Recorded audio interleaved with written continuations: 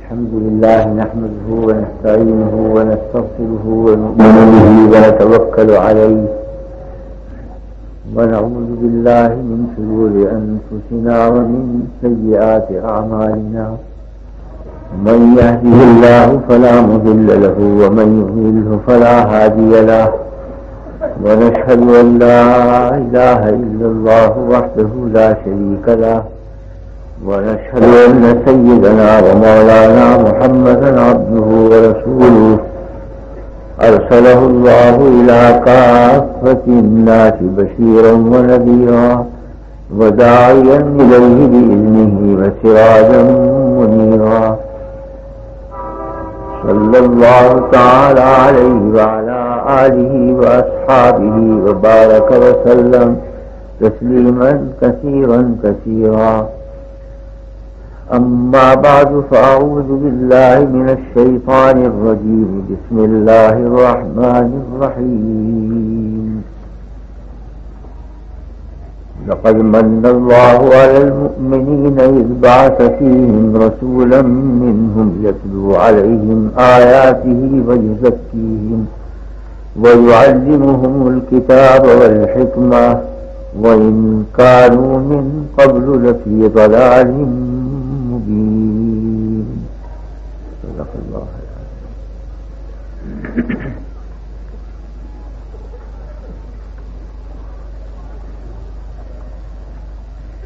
بزرگان محترم، اس دنیا کی اندھیری میں اور ظلمتوں میں اگر کوئی روشنی اور کوئی چاندنا ہے تو وہ صرف نبوت کا ہے. انبیاء علیہم الصلاۃ والسلام ہی اس عالم کے چشم و چراغ ہیں اور انہی کی ذوات قدسیہ سے اس عالم میں روشنی پھیلی ہے اور وہی روشنی قیامت تک پھیلتی رہے گی اور دنیا کو روشنی دکھلاتی رہے گی. انبیاء علیہم الصلاۃ والسلام دو نعمتیں لے کر آتے ہیں دنیا میں اور وہی دو نعمتیں ساری نعمتوں کی اصل اصول ہے. خواہ مادی نعمتیں ہوں یا روحانی نعمتیں ہوں، ان سب کا سر چشمہ وہی دو نعمتیں ہیں جو انبیاء لے کر آتے ہیں. ایک علمی قوت اور ایک عملی قوت. انبیاء علیہ السلام ایک علمی کمال لے کر آتے ہیں اور ایک عملی کمال. یہ دو نعمتیں ہیں جن سے عالم میں روشنی ہے، خواہ روحانی ہو یا مادی ہو. علمی قوت اور عملی قوت. لیکن مطلق علم لے کر نہیں آتے، بلکہ ایک علم خاص ہے جو علم کے سلسلے میں بھی انتہائی کمال ہے، وہ علم خاص لے کر آتے ہیں. یعنی علوم کے سلسلے میں علوم طبیعیہ ہیں تو انبیاء علیہ السلام کا یہ کام نہیں ہے کہ وہ علوم طبیعیہ لے کر آئیں، جیسے دیکھنے کا علم، سننے کا علم، چکھنے کا علم، سونگھنے کا علم. یہ علوم انبیاء کے مقاصد میں شامل نہیں ہے. یہ الگ چیز ہے کہ ان علوم کے اصول پر وہ مطلع فرما دیں، لیکن بعثت کی غرض و غایت یہ علوم طبیعیہ اور مادیہ نہیں کہ انبیاء علیہ السلام تعلیم دیا کریں کہ تم دیکھ دیکھ کر فلاں فلاں چیز کا علم حاصل کرو یا سن سن کر فلاں باتوں کا علم حاصل کرو. یعنی مسموعات یا مبصرات یہ چیزیں براہ راست انبیاء کا مقصود نہیں.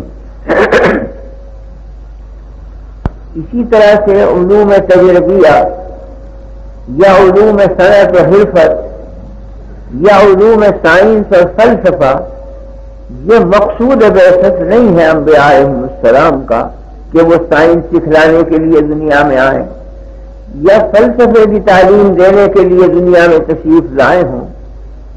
اس لیے کہ یہ تمام علوم نبوت پر موقوف نہیں. انبیاء علیہ السلام اگر دنیا میں نہ تشریف لاتے تو تجرباتی علوم جب بھی چلتے رہتے، کھانے کا اور پہننے کا اور کپڑے بننے کا اور مکان بنانے کا، یہ تمام علوم کم و بیش موجود رہتے کہ یہ انبیاء کی آمد پر موقوف نہیں۔ تو انبیاء علیہ السلام کا مقصود اور بعثت کی غرض و غایت نہ علوم طبیعیہ ہیں، نہ علوم مادیہ ہیں، نہ علوم ریاضیہ ہیں، نہ علوم فلسفیہ ہیں۔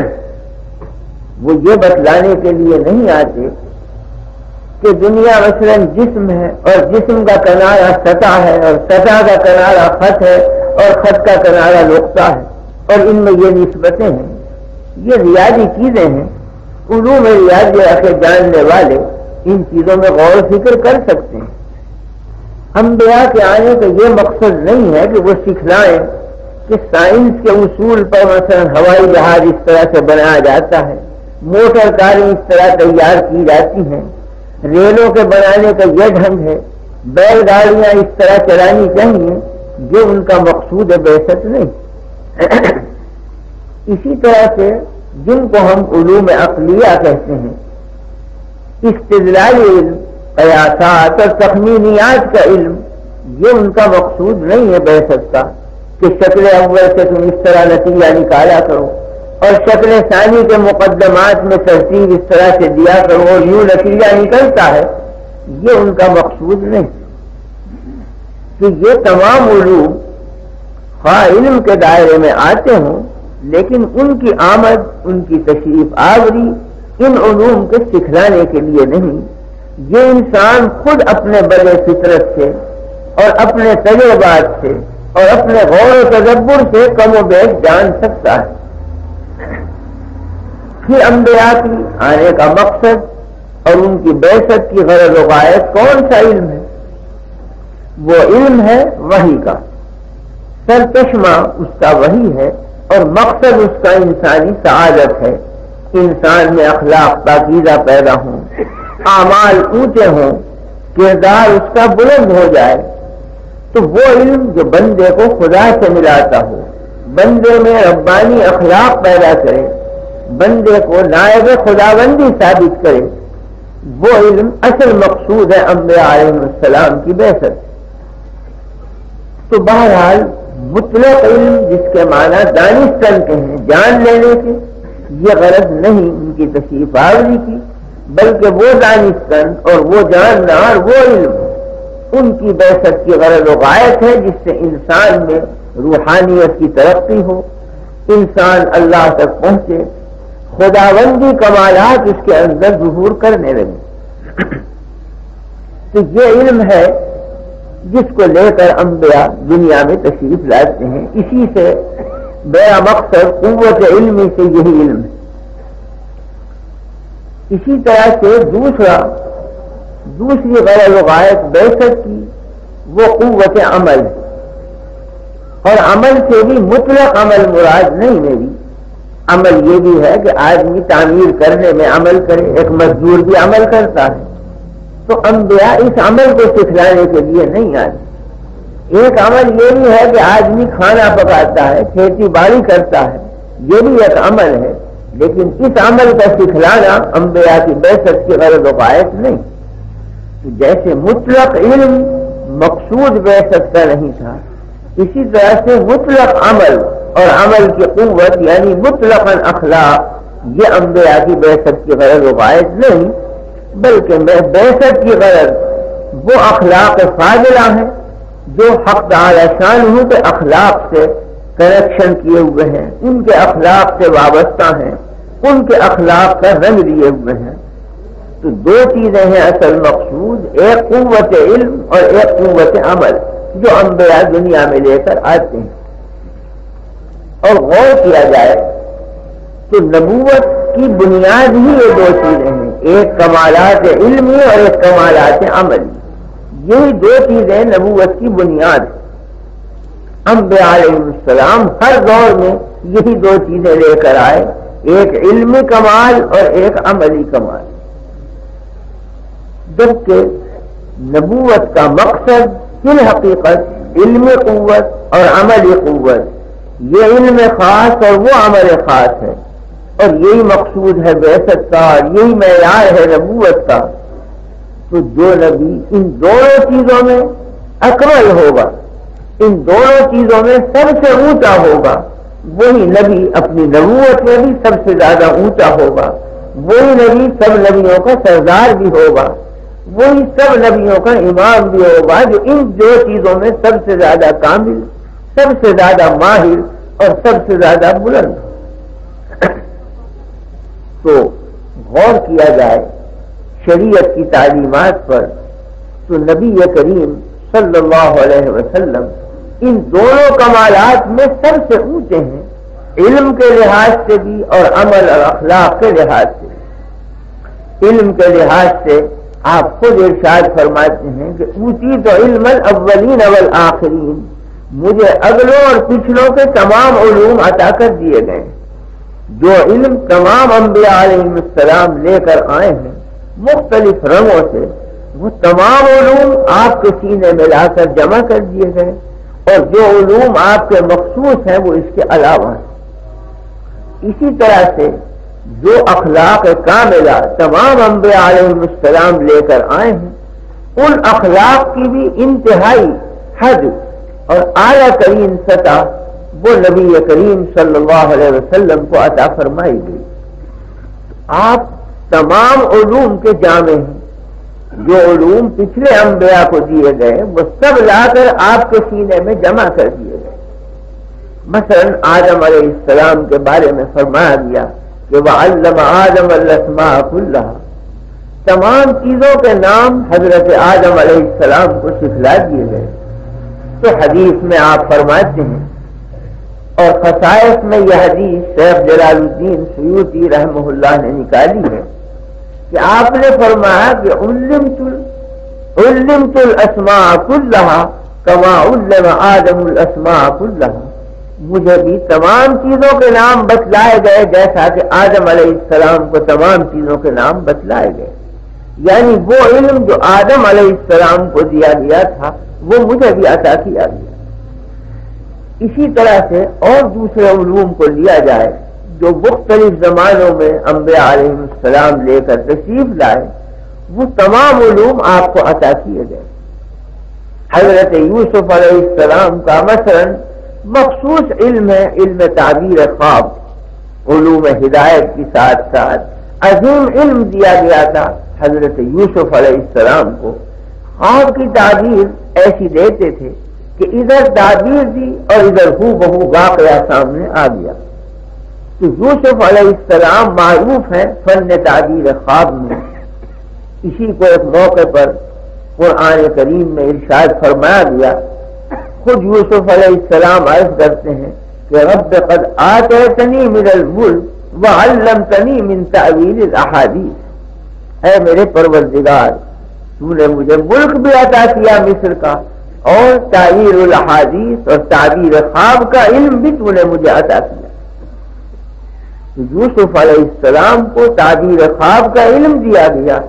جناب رسول اللہ صلی اللہ علیہ وسلم کو تعبیر خواب کے اصول عطا کیے گئے کہ جس سے تعبیر خواب ایک مستقل فن بنا، ایک علم بنا، اور اس امت کے اندر سینکڑوں امام پیدا ہوئے اس فن کے. ہزاروں ربانی علماء ہوئے کہ جو تعبیر خواب کے اندر یکتا گزرے، اور ایسی تعبیریں دینے والے کہ ہاتھ در ہاتھ تعبیر واقعہ ہو کر نمایاں ہو جاتی. جیسا کہ امام ابن سیرین ہیں، انہوں نے اس فن کو اس درجے پر پہنچایا کہ گویا ادھر تعبیر دیے ادھر واقعہ ظاہر ہوا. اس فن میں کتابیں تصنیف ہوئی، بڑے بڑے اکابر علماء اس فن کے جاننے والے پیدا ہوئے بطفیل نبی کریم صلی اللہ علیہ وسلم. امام ابن سیرین کے پاس ایک شخص حاضر ہوئے اور انہوں نے عرض کیا کہ حضرت میں نے خواب دیکھا ہے کہ میری چارپائی کے نیچے آگ روشن ہے، آگ جل رہی ہے. فرمایا کہ جلدی جا کر اپنے بیوی بچوں کو سامان کو گھر سے نکال، تیرا گھر گر پڑے گا. وہ بیچارہ گوا ہوا گیا، جلدی جلدی جا کے بچوں کو نکالا، گھر سے سامان نکالا. واقعی چند گھنٹوں کے بعد پوری بلڈنگ آ پڑی. ایک واقعہ کا ہو گیا، جیسی تعبیر دی تھی وہی واقعہ پیش آیا۔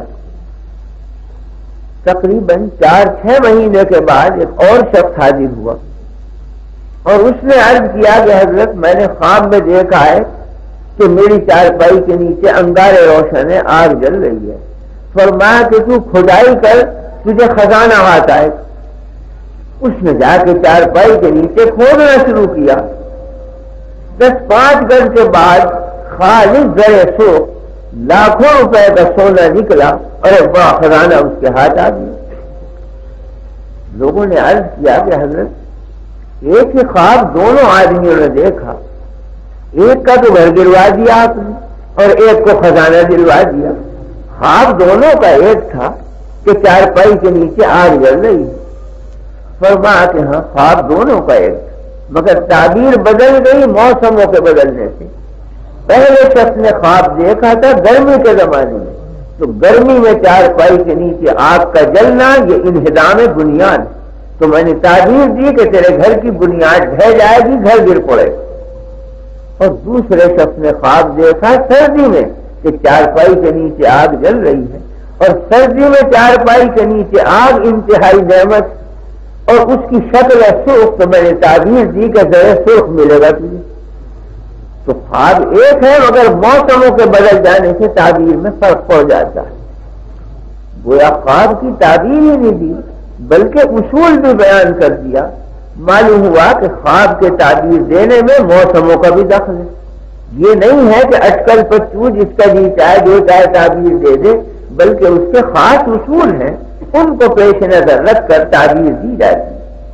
موسموں کا بھی دخل ہے، کلمات کا بھی دخل ہے، ان کلمات کے عادات کا بھی دخل ہے۔ میں نے سنا اپنے بزرگوں سے حضرت مولانا نانوتوی رحمۃ اللہ علیہ کا واقعہ، جن کا نام نامی ابھی آپ کے سامنے دیا گیا، بانی دارالعلوم دیوبند، کہ حضرت مولانا بھی بہت زیادہ ماہر تھے فن تعبیر خواب میں، اور خاص بات تھی کہ ادھر تعبیر دی اور ادھر ہو واقعہ پیش آ جاتا تھا جو تعبیر دیتے تھے۔ تو حضرت مولانا کے بھائی تھے مولانا محمد منیر صاحب رحمۃ اللہ علیہ، جو جہاد میں ان کے دستے راز تھے، وہ بمنزل اطالیت کے تھے، حضرت حاجی صاحب رحمۃ اللہ علیہ کی طرف سے مقرر کیے ہوئے۔ انہوں نے خواب بیان کیا اور کہا کہ بھائی صاحب میں نے خواب دیکھا ہے کہ بریلی کی طرف سے کچھ بتیں اڑتی ہوئی آ رہی ہیں اور آ کے میرے گھر میں گر پڑی۔ حضرت نے فرمایا کہ بھائی صاحب اگر تم مٹھائی کھلاؤ تب تو 20 روپے کی مہینے کی ملازمت دلوانے، اور اگر بھائی مٹھائی نہیں کھلاتے تو 11 روپے مہینے کی ملازمت کی تعبیر دیں گے۔ انہوں نے منہ پہ ہاتھ رکھ کے کہا کہ تمہیں بہت سی مٹھائی کھلاؤں گا، تعبیر 20 روپے کی دو۔ فرمایا اس کی تعبیر یہ ہے کہ بریلی میں تم 20 روپے ماہوار کے ملازم ہو جاؤ گے۔ یہ تعبیر دی۔ بہت خوش ہوئے۔ اس زمانے کے 20 روپے ماہوار ایسے تھے جیسے آج کے 1000 روپے ماہوار۔ بہت خوش ہوئے، عرض کرنے لگے کہ میں نے تو کوئی درخواست بھی نہیں دی بریلی میں، کوئی میرا واسطہ نہیں، دو ایک بھائی تو ہے وہاں میرے ملازم، لیکن میں نے کوئی درخواست ملازمت کی نہیں کی، تو خود بخود کیسے ملازمت ہو جائے گی میری؟ فرمایا بہرحال تعبیر تو یہی۔ 2-3 دن گزرے تھے جب بریلی سے خط آیا، ان کے 1-2 بھائی وہاں تھے، انہوں نے کہا کہ میونسپلٹی میں ایک جگہ خالی ہوئی تھی، اعلان کیا گیا تو ہم نے تمہارے نام کی بھی ایک درخواست ڈال دی تھی، تو وہ سارے نام تو نامنظور ہو گئے، تمہارا نام منظور ہو گیا، تم 20 روپے ماہوار کے ملازم ہو گئے، فوراً چلے آؤ۔ وہ حاضر ہوئے حضرت کی خدمت میں اور عرض کیا کہ حضرت وہ تعبیر آ گئی آپ کی دیوی، اور واقعی میری تو 20 روپے مہینے کی ہو گئی ملازم۔ فرمایا کھلاؤ مٹھائی، تمہارا وعدہ۔ خیر وہ مٹھائی لے کے آئے، تقسیم ہوئی۔ انہوں نے عرض کیا کہ تعبیر تو آپ صحیح دیتے ہیں اور دیتے آ رہے ہیں، مگر کیا یہ بھی آپ کے اختیار میں ہے کہ چاہے 20 روپے مہینے کی ملازمت دلوا لیں چاہے 11 کی؟ اس کا کیا مطلب ہے؟ تعبیر میں اس کا کیا دخل؟ فرمایا کہ میں اس تعبیر تک اس طرح پہنچا کہ تم نے کہا کہ بریلی سے بتیں اڑتی ہوئی آ رہی ہیں تمہارے گھر میں آ گئی، بس ایک حلال جانور ہے، اس سے تو میں یہ سمجھا کہ رزق حلال تمہارا بریلی سے آئے گا، اور بچے خود بخود آ کے گھر میں گر پڑیں گی، اس سے میں سمجھا کہ بلا درخواست کے تمہاری ملازمت ہوگی، اور رہا 20 روپے 11 روپے، تو فرمایا کہ بھائی اس کی وجہ یہ ہے کہ بت کا لفظ عربی میں تو آتا ہے توئے مشدد کے ساتھ بتن، اور فارسی میں صرف ایک توئے کے ساتھ آتا ہے، یعنی بت، تو معبر کو اختیار ہے کہ فارسی کا لفظ اختیار کرے یا عربی۔ اگر میں عربی کا لفظ اختیار کروں تو توئے مشدد ہے، یعنی 2 توئے اور 1 بے، تو توئے کے 9 عدد ہوتے ہیں، تو 2 توئے کے 18 اور بے کے 2 عدد 20 ہو گئے۔ اور یہ بھی اختیار ہے کہ وہ فارسی کا لفظ اختیار کر لے، یعنی بس، تو توئے کے 9 اور بے کے 2 11 ہو جاتے ہیں۔ اس واسطے میں نے کہا کہ اگر تم مٹھائی کھلاؤ تو 20 روپے مہینے کی ملازمت، اور نہ کھلاؤ تو بھائی 11 روپے کی۔ اس سے اندازہ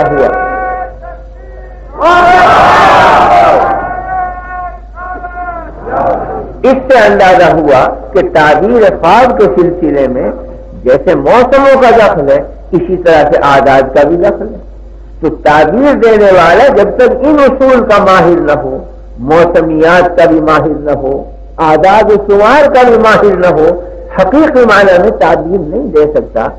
یہ طفیل ہے نبی کریم صلی اللہ علیہ وسلم کا کہ فقط تعبیر خواب کا علم ہی نہیں دیا گیا آپ کو، بلکہ اصول عطا کیے گئے، اور وہ اصول جب امت کو تعبیر کیے آپ نے، تعلیم فرمائے، تو امت میں بڑے بڑے علماء پیدا ہو گئے تعبیر خواب کے، بڑے بڑے ائمہ پیدا ہوئے، کتابیں لکھی گئیں۔ ابن سیرین کی کتاب ہے تعطیر الانام فی تعبیر المنام، 2 ضخیم جلدوں میں، جس میں اس طرح جزیات بیان کی گئی ہیں جیسے فقہ کی جزیات ہوتی ہیں، اور ساتھ میں اس کے اصول اور دلائل۔ تو اس امت کے اندر سینکڑوں ہزاروں کی تعداد میں اس علم کے عالم پیدا ہوئے، معبر پیدا ہوئے، جنہوں نے فقط تعبیریں نہیں دی بلکہ تعبیر کے ساتھ اصول بتلائے، اس کو فن کی شکل دے دی۔ امام مالک رحمہ اللہ کے زمانے میں خود امام مالک نے خواب دیکھا، اور خواب یہ دیکھا، امام مالک امام دار الہجرت ہے، اور مدینہ منورہ سے بے حد محبت ہے امام مالک کو، وہ ہر وقت مدینے میں مقیم، اور یہ چاہتے تھے کہ کسی طرح سے میں مدینے کی خاک میں دفن ہو جاؤں۔ اس ڈر کے مارے نفلی حج نہیں کرتے تھے کہ کہیں حج کرنے چلا جاؤں اور مدینے کی مٹی نصیب نہ ہو، تو اس ڈر کے مارے حج نفل کرنا چھوڑ دیا، وہ مدینے ہی کے اندر رہتے تھے کہ یہی انتقال ہو اور مدینے کی زمین قبول کر لیں۔ جب بہت شوق بڑھا حج کا، اور ڈر یہ بھی تھا کہ کہیں باہر جا کے انتقال نہ ہو، اسی جذبے میں تھے کہ خواب میں دیکھا کہ دربار ہے نبی کریم صلی اللہ علیہ وسلم کا، تو انہوں نے عرض کیا کہ یا رسول اللہ، میری عمر کے کتنے دن باقی رہ گئے؟ وہ مقصد یہ تھا کہ اگر لمبی مدت ہو تو پھر میں حج کر لوں جا کے، اور تھوڑی مدت ہو تو میں مدینے میں رہوں۔ تو عرض کیا کہ یا رسول اللہ، میری عمر کے کتنی مدت باقی رہ گئی؟ آپ نے زبان سے جواب دینے کے بجائے اس طرح سے ہاتھ اٹھایا، 5 انگلیاں سامنے کر دی، آنکھ کھل گئی امام مالک کی، تو حیران ہوئے کہ 5 انگلیوں سے 5 دن مراد ہیں، یا 5 ہفتے مراد ہیں، یا 5 مہینے، یا 5 برس، کچھ سمجھ میں نہیں آیا۔ تو اسی دور میں ہے امام ابن سیرین جو تعبیر خواب کے امام تھے، تو امام مالک نے آدمی بھیجا کہ امام ابن سیرین سے تعبیر پوچھ کے آؤ، مگر میرا نام مت لینا کہ امام مالک نے یہ خواب دیکھا ہے، یوں کہنا کہ ایک مسلمان نے یہ خواب دیکھا ہے، تعبیر پوچھی۔ وہ سب حاضر ہوا امام ابن سیرین کی خدمت میں، اور خواب ذکر کیا، فرمایا کس نے دیکھا ہے یہ خواب؟ اس نے عرض کیا کہ دیکھنے والے نے مجھے روک دیا ہے۔ فرمایا کہ یہ خواب کوئی چھوٹا موٹا آدمی نہیں بلکہ چھوٹا موٹا عالم بھی نہیں دیکھ سکتا، کوئی بہت بڑے درجے کا عالم دیکھ سکتا ہے یہ خواب۔ اور اس کے بعد کہنے لگے کہ امام مالک سے بڑا کوئی عالم نہیں مدینے میں، ممکن ہے کہ انہوں نے دیکھا ہو. یہ شخص چپا ہو گیا. فرمایا کہ اس شخص سے اجازت لے کے آؤ جس نے خواب دیکھا ہے. وہ نام بتلایا, تعبیر یہی دی جائے گی. اس لیے کہ جیسے یہ خواب ایک بڑا زبردست عالم ہی دیکھ سکتا ہے, اس کی تعبیر بھی زبردست عالم ہی سمجھ سکتا ہے. عامی آدمی کا کام نہیں ہے کہ اس کی تعبیر کو سمجھے. اس لیے اجازت لے کر آؤ جس نے خواب دیکھا ہے. یہ حاضر ہوئے اور امام مالک سے عرض کیا کہ حضرت وہ پہچان تو گئے کہ خواب دیکھنے والے آپ ہی, مگر انہوں نے اجازت منگوائی ہے ضابطے میں. فرمایا کہ اچھا بھائی میرا نام لے دینا. اس نے آ کے عرض کیا کہ امام مالک نے یہ خواب دیکھا ہے. فرمایا ٹھیک ہے, امام مالک ہی دیکھ سکتے تھے یہ خواب, دوسرے کا یہ حوصلہ نہیں تھا کہ یہ خواب دیکھے. فرمایا کہ تعبیر اس کی یہ ہے, کہہ دینا جا کے امام مالک سے کہ حضور نے جو 5 انگلیاں دکھلائی ہیں, نہ تو 5 دن مراد ہیں, نہ 5 ہفتے مراد ہیں, نہ 5 مہینے, نہ 5 برس. اشارہ ہے حدیث کی طرف. حضور نے فرمایا کہ ہی من 5 لا يعلمهن الا اللہ. یہ ان 5 چیزوں میں سے ہے کسی عمر کا جاننا کہ جن کا علم اللہ کے سوا کسی کو عطا نہیں کیا. تو انبیاء علیہ السلام کو بھی یہ علم نہیں دیا گیا. یہ وہ 5 اصول ہیں جن کا قرآن کریم میں تذکرہ ہے کہ ان اللہ عنده علم الساعة وينزل الغیث ويعلم ما في الارحام وما تدری نفس ماذا تکسب غدا وما تدری نفس بأي ارض تموت. اللہ ہی کے پاس ہے قیامت کا علم کہ کب آئے گی, کیا اس کا وقت ہوگا, کون سی اس کی تاریخ ہوگی. بارشوں کا علم اللہ کے پاس ہے کہ کہاں سر چشمہ ہے, کہاں سے اترتی ہے بارش, اور کس طرح سے وہ بنتی ہے, کس طرح مخلوق ہوتی ہے. یہ ساری تفصیلات اللہ کے علم میں. وَيُنَزِّلُ الْغَيْثَ وَيَعْلَمُ مَا فِي الْأَرْحَامِ, اور اللہ ہی ان اصول کو جانتا ہے کہ رحم مادر میں کس طرح سے بچہ بنتا ہے, وہ نر ہے یا مادہ ہے, مذکر ہے یا مؤنث ہے. وہ اس طریق کو اور اس اصول کو جانتا ہے.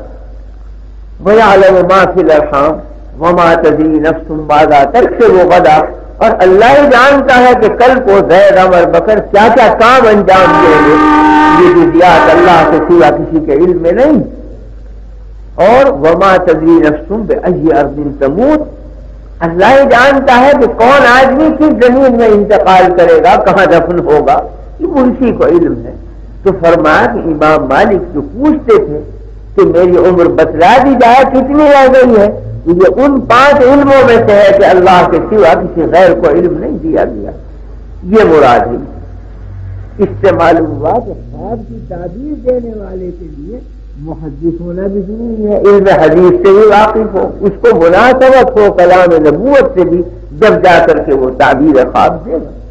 رحمۃ اللہ علیہ پھلتی بڑے زبردست عالم تھے اور معبر بھی بہت زبردست تھے. تعبیر خواب پر بڑی پوری قدرت تھی انہیں. یہ زمانہ ہے نواب صدیق حسن خان صاحب مرحوم کا. وہ نواب سے بھوپال کے اور اہل حدیث میں سے تھے اور عالم بہت بڑے تھے, اور اس میں شک نہیں کہ ان کا علمی فیض بھی بہت پہنچا. بڑی بڑی کتابیں انہوں نے تصنیف کی اور بہت سی کتابیں ان کی واقعی بڑی نافع ہوئی. ان کا زمانہ تھا اور یہ آخری دور ہے نواب صاحب کا. کچھ بیمار تھے تو قاضی محمد یحییٰ صاحب دورے میں تشریف لے گئے. بھوپال سے کوئی 40-50 میل آگے ایک گاؤں, وہاں پڑاؤ کیا. تو قاضی صاحب کے محکمے میں ایک شخص کلرک تھا, ملازم, اس نے خواب دیکھا. وہ بھی اہل حدیث میں سے تھا. اس نے آ کے نواب قاضی صاحب کے سامنے خواب بیان کیا کہ حضرت میں نے خواب میں یہ دیکھا ہے کہ بہت بڑی جماعت ہے نماز کے لیے کھڑی ہوئی ہے اور صف اولا میں ہے جناب رسول اللہ صلی اللہ علیہ وسلم, اور امامت کر رہے ہیں نواب صدیق حسن خان صاحب مرحوم. یعنی نماز پڑھا رہے ہیں نواب صاحب اور صف اولا میں ہے نبی کریم صلی اللہ علیہ وسلم. تو یہ شخص یوں سمجھا تھا کہ اس کی تعبیر بظاہر یہی ہوگی کہ اس میں نواب صاحب کی مقبولیت اور محبوبیت عند اللہ یا ان کی بزرگی یا ان کا رتبہ، یہ شخص اپنے انداز سے سمجھے ہوئے۔ قاری صاحب نے فرمایا کہ کیا واقعی تو نے یہ خواب دیکھا ہے؟ اس نے عرض کیا کہ واقعی میں نے خواب دیکھا۔ فرمایا صحیح کو دیکھا بھی ہے؟ نہیں، کہا واللہ میں نے خواب دیکھا۔ فرمایا کہ اگر تو نے خواب دیکھا ہے تو نواب صاحب کا انتقال ہو چکا ہے۔ یہ تعبیر دی، نواب صاحب کی وفات، یہ بھی بیچارہ حیران۔ خیر وہ تعبیر ہو گئی، چند گھنٹے گزرے تھے کہ بھوپال سے اطلاع آئی کہ نواب صاحب کی وفات ہو گئی۔ اب چونکہ نواب تھے تو وہ تمام ایک رسمی ماتم اور سوگ، اور سارے لوگ دوڑ گئے بھوپال کی طرف۔ خیر تجہیز و تقسیم جب ہو چکی اور ایک دو دن گزر گئے، اس وقت یہ شخص حاضر ہوا کہ حضرت تعبیر تو ہو بہو واقعے کی صورت میں ظاہر ہو گئی، مگر یہ سمجھ میں نہیں آتا کہ آپ نے یہ تعبیر اس خواب سے کیسے نکالی۔ اس خواب سے تو بظاہر یہ معلوم ہوتا تھا کہ نواب صاحب کا کوئی رتبہ یا دین میں ان کی کوئی مقبولیت، یہ مراد ہوگی، مراد موت ہے، سمجھ میں نہیں آتا جوڑ کیا ہے اس تعبیر کا اس خواب کے ساتھ۔ فرمایا کہ میں نے یہ تعبیر اس لیے دی کہ نبی کی موجودگی میں کسی کو حق حاصل نہیں ہے امامت کرنے کا۔ نماز میں نبی کے آگے اگر ہو سکتا ہے تو جنازہ تو ہو سکتا ہے، زندہ آدمی کی مجال نہیں۔ اب اس سے اندازہ ہوتا ہے کہ تعبیر خواب میں انبیاء کے رتبے کا پہچاننا بھی ضروری ہے، ولایت کے مراتب کا جاننا بھی ضروری ہے، محض اٹکل پچو کی چیز نہیں، جو بڑا زبردست علم ہے، جس میں اصول ہیں، جس میں فروع ہیں، جن سے تعبیر خواب کا استخراج کیا جاتا ہے۔ تو یوسف علیہ السلام کو علم دیا گیا تھا تعبیر خواب کا، یعنی جو آتا خواب لے کر آپ تعبیر بتلا دیں، اور وہ تعبیر الہامی ہوتی۔ خود قرآن کریم میں ارشاد فرمایا گیا کہ دو جوان جیل خانے میں داخل ہوئے جنہوں نے حضرت یوسف علیہ السلام سے تعبیر خواب مانگی اور اپنا خواب پیش کیا، تو اس کو تعبیر دینے کا وعدہ فرمایا ذالکما مما علمنی ربی، یعنی میں تمہیں تعبیر خواب دوں گا جو میرے پروردگار نے مجھے سکھلائی۔ یا حضرت دانیال علیہ السلام نے تعبیر خواب دی بخت نصر کو، اور وہ تعبیر ہو بہو واقع ہوئی، تو وہ خواب کی تعبیر تھی، تعبیر کے اصول نہیں بیان فرمائے بلکہ ایک تعبیر دے دی جو واقعے کے مطابق نمایاں ہوئی، جس کا واقعہ ابن منبہ کے اثر میں تفصیل سے روایت کیا گیا ہے، دلائل النبوت میں روایت کیا ہے اس واقعے کو۔ وہ بیچ میں بات یاد آ گئی تو میں وہ واقعہ بھی سنا دوں۔ بہرحال تعبیر خواب کا ذکر آ رہا ہے کہ حضرت دانیال علیہ السلام کا یہ واقعہ گزرا کہ بنی اسرائیل جب بہت زیادہ مبتلا ہوئے تعیش میں، عیش پسندیوں میں اور رات دن کی رنگ رلیوں میں، تو انبیاء وقت نے انہیں نصیحت کرنی شروع کی اور کہا کہ رات دن کا تعیش اور رات دن کی یہ غفلت برے نتائج پیدا کرتی ہے، آخروں کی نہیں دنیا بھی کھو دیتی ہے انسان کی۔ جو قوم مبتلا عیش ہوتی ہے، جو قوم مبتلا غفلت ہوتی ہے، اس کا انجام اخیر میں تباہی اور ہلاکت ہوتا ہے۔ مگر جب یہ تعیش کا بھوت سوار ہوتا ہے تو نصیحت سننے کے قابل نہیں رہتا آدمی جب تک کہ دھکا نہ لگے۔ نہیں مانا قوم نے، بالآخر جب دور آیا حضرت دانیال علیہ السلام کا اور عیاشی انتہا کو پہنچ گئی بنی اسرائیل کی، تو بخت نصر مسلط ہوا اور اس نے حملہ کیا بیت المقدس، اتنا شدید حملہ کیا کہ 70,000 اہل کتاب کو قتل کیا، 70,000 کو گرفتار کر کے غلام بنا کے ساتھ لے گیا، تورات کو جوتیوں سے روندا گیا، مسجد اقصی میں گندگی اور پلیدی ڈالی گئی، اتنے مظالم کیے کہ گھروں میں گھس گھس کر عورتوں کو قتل کیا بخت نصر کے سپاہیوں نے، عورتوں حاملہ عورتوں کے پیٹ چاک کیے اور بچے نکال کر نیزوں میں بیندھے اور نیزوں پر اچھالا انہیں، انتہائی مظالم کیے اور 70,000 کو گرفتار کر کے لے گیا عراق میں۔ ان گرفتار شدگان میں حضرت دانیال علیہ السلام نے جیسے اوروں کی مشکیں کسی گئی، ان کی بھی مشکیں کسی گئی، انہیں بھی اونٹ پر باندھ کر سوار کیا گیا، تو دانیال علیہ السلام فرماتے جاتے تھے کہ اے قوم، اسی دن کے لیے میں تمہیں آگاہ کرتا تھا، تم خود بھی مبتلا ہوئے، مجھے بھی مبتلا کیا، خود بھی پریشان ہوئے، مجھے بھی۔ تب بنی اسرائیل نے ندامت کا اظہار کیا کہ اب ہمارے لیے دعا کیجیے۔ فرمایا کہ بہرحال دعا تو کروں گا، مگر تم خود بھی مبتلا ہوئے، مجھے بھی تم نے مبتلا کیا۔ بہرحال وہ پہنچے، جیل خانے میں 70,000 ڈال دیے گئے بنی اسرائیل، اور اس میں حضرت دانیال علیہ السلام بھی۔ جب چند دن گزرے تو حضرت دانیال علیہ السلام کے چہرے پر انوار نبوت چمک رہے تھے، نبوت کا جلال اور جمال تھا، اور ساتھ میں زہد اور تقوی اور تقدس اور پرہیزگاری اور عبادت، یہ دیکھ دیکھ کر جیل کے جتنے حکام تھے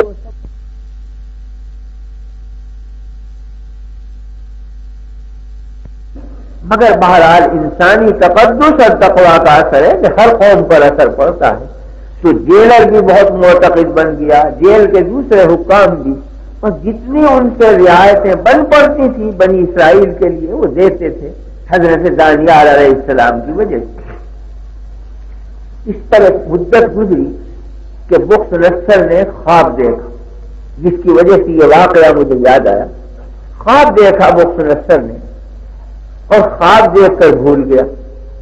صبح کو اپنے دربار کے منجموں کو، کاہنوں کو، اور جو اس دور کے عالم ان کے مذہب کے تھے ان کو جمع کیا، اور بخت نصر نے کہا کہ میرے خواب کی تعبیر بتلاؤ۔ انہوں نے کہا خواب کیا ہے؟ کہ خواب تو میں بھول گیا۔ کہ جب خواب بھول گیا تو تعبیر کاہے کی دیں؟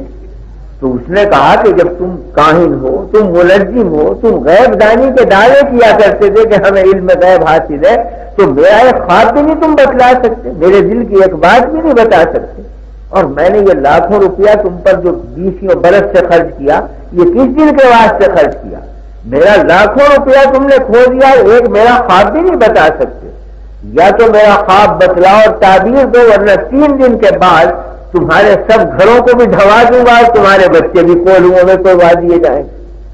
اب وہ بیچارے سخت پریشان اور حیران، سمجھ گئے کہ بس تیسرے دن وقت آ بھی رہا ہے موت کا، اس لیے کہ خواب دل میں سے کیسے نکال لیں وقت نصر کے۔ یہ چرچا جو ہوا کہ جیل خانے میں چرچا پہنچا، حضرت دانیال علیہ السلام نے جب سنا تو جیلر سے جا کے یہ کہا کہ بادشاہ کا خواب بھی میں جانتا ہوں اور اس کی تعبیر بھی میں جانتا ہوں، اور تو جا کے بادشاہ کو اس طرح کر، اور اس میں میرا بھی نفع ہے تیرا بھی نفع ہے۔ میرا نفع تو یہ ہے کہ اس خواب کی تعبیر کی وجہ سے مجھے رہائی نصیب ہو جائے گی تو میں اپنی قوم کی رہائی کا فکر کروں گا، اور تیرا نفع یہ ہے کہ بادشاہ الجھا ہوا ہے اپنے خواب میں، تعبیر میں، اسے خواب ہی یاد نہیں، تعبیر تو کہاں سے دی جائے۔ تو جا کے جب یہ کہے گا کہ ایک شخص ہے تیرے خواب کا جاننے والا، تو تیرا رتبہ بلند ہوگا، تیرا عہدہ بڑھ جائے گا، تنخواہ بھی بڑھ جائے گی، تو تیرا بھی فائدہ ہوگا، میری رہائی ہو جائے گی، دونوں کا فائدہ۔ تو جیلر نے کہا کہ یہ تو صحیح ہے، اور میں یہ بھی جانتا ہوں کہ دنیا میں اگر کوئی اس خواب کو جان سکتا ہے تو وہ آپ، لیکن سچ بتاؤ ہے بھی معلوم خواب یا مجھے بھی پٹواؤ گے اور خود بھی پریشان ہو؟ کہا نہیں، تو بے کھٹ کے جا کے کہہ دے مجھے علم ہے اس خواب کا اور اس کی تعبیر۔ اس نے جا کے ذکر کر دیا بخت نصر سے۔ بخت نصر تو تھا ہی مبتلا، حیران پریشان، اس نے کہا فوراً اس شخص کو نکالو جیل سے اور بڑے اعزاز و اکرام کے ساتھ میرے دربار میں لے کر آؤ۔ حضرت دانیال علیہ السلام کی ہتھکڑیاں کاٹی گئیں، بیڑیاں کاٹی گئیں، اور بڑے اعزاز اور اکرام سے عمدہ لباس پہنا کر دربار میں لائے گئے۔ دربار بھرا ہوا تھا بادشاہ کا، تمام بڑا وزراء قرینے قرینے سے بیٹھے ہوئے تھے۔ حضرت دانیال علیہ السلام تشریف لائے۔ بادشاہ بھی یہاں کا قانون یہ تھا کہ آنے والا سجدہ کرتا تھا بادشاہ، مگر پیغمبر غیر اللہ کو کیسے سجدہ کرے؟ پیغمبر کو غیر اللہ کی عبادت کو مٹانے کے لیے آتے ہیں، نہ کہ وہاں اللہ خود کرنے کے لیے۔ تو حضرت دانیال علیہ السلام نے اپنے دین کے مطابق سلام کیا بخت نصر کو، اس نے اعزاز و اکرام کے ساتھ اپنی برابر جگہ دی، اور دل میں تو اس کے اضطراب خواب کے سننے کا تھا، فوراً دربار برخاست کیا۔ اب 3 آدمی رہ گئے دربار میں، حضرت دانیال اور خود بادشاہ وہ جیلر، اور اجرت کے ساتھ بادشاہ نے کہا کہ پہلی بات تو میں یہ پوچھنا چاہتا ہوں کہ میرے دربار کا اصول یہ ہے کہ جو آتا ہے وہ مجھے سجدہ کرتا ہے، تو نے سجدہ کیوں نہیں کیا؟ میرے پورے قانون کی خلاف ورزی تو نے کیوں کی؟ کیوں ایسی جرت ہوئی؟ واقعہ یہ ہے کہ انبیاء علیہ السلام جیسے حق تعالیٰ انہیں دین دیتے ہیں اور جس طرح سے تعلق مع اللہ مضبوط ہوتا ہے، اسی طرح سے عقل بھی انبیاء کی اتنی کامل ہوتی ہے کہ غیر نبی کو وہ عقل میں اثر نہیں آتی۔ تو حضرت دانیال علیہ السلام نے جواب دیا نہایت عاقلانہ، فرمایا کہ میں نے سجدہ اس لیے نہیں کیا کہ سجدہ نہ کرنے میں تیرا بھی نفع تھا اور میرا بھی نفع تھا۔ اگر میں سجدہ کر لیتا تو تیرا بھی نقصان تھا، میرا بھی نقصان تھا، تو میں نے دونوں کو نقصان سے بچایا اور دونوں کو کا نفع میں نے حاصل کیا۔ اس نے کہا میرا کیا نقصان تھا اور تیرا کیا نقصان تھا سجدہ کرنے میں؟ فرمایا وہ یہ تھا کہ میرا ایک رب ہے کہ جس نے مجھے تیرے خواب بھی بتلایا ہے، اس نے خواب کی تعبیر بھی بتلائی۔ یہ میرا کوئی ذاتی علم تو ہے نہیں، یہ تو دیا ہوا ہے اس کا کہ جس کے پاس اصلی علم ہے۔ تو میرا ایک رب ہے جس نے تیرا خواب مجھے سکھلایا اور اس خواب کی تعبیر سکھلائی۔ اگر میں اس کو چھوڑ کر تجھے سجدہ کر لیتا تو میرا تو یہ سارا علم سلب ہو جاتا، میرا رتبہ بھی ختم ہو جاتا، میری معلومات بھی ختم ہو جاتی۔ تو میرا تو یہ نقصان تھا کہ میرا علم، عمل، اخلاق سب ضائع ہو جاتے سجدہ کرنے میں، اور تیرا نقصان یہ تھا کہ میرے سوا کوئی نہیں جو تیرے خواب کی تعبیر بتلائے، خواب بتائے۔ جب میرے پاس سے علم چلا جاتا تو خواب بتلانے والا کوئی نہ رہتا، تو ساری عمر الجھن میں مبتلا رہتا۔ تو تیرا بھی نفع اس میں تھا کہ میں تجھے سجدہ نہ کروں، اور میرا نفع بھی اسی میں تھا کہ سجدہ نہ کروں۔ اگر میں کر لیتا سجدہ تو میرا علم جاتا رہتا، تجھے خواب کی تعبیر بتلانے والا کوئی باقی نہ رہتا، تو دونوں مبتلا ہو جاتے۔ تو یہ بہتر تھا کہ میں دونوں کو مبتلا ہونے سے بچاؤں، یا یہ بہتر تھا کہ دونوں کو مبتلا کر دوں نقصان میں؟ اس نے ہاتھ چومے اور کہا کہ میں نے اتنا دانا شخص آج تک عالم میں نہیں دیکھا، اور تو نے بہت اچھا کیا جو مجھے سجدہ نہ کیا۔ یہی وہ چیز ہے کہ جب آدمی حق پر قائم رہتا ہے تو باطل سے باطل پرست بھی بالآخر جھک جاتا ہے اس کے سامنے۔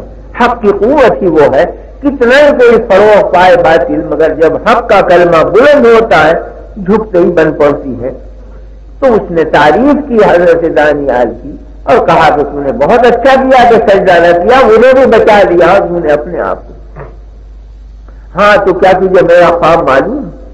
فرما ہاں مجھے معلوم ہے تیرا خواب۔ اس نے بس کہا کہ میں جلدی بیان کر، مجھ سے اب صبر نہیں ہوتا، بس کتنے دنوں سے الجھن میں مبتلا ہوں۔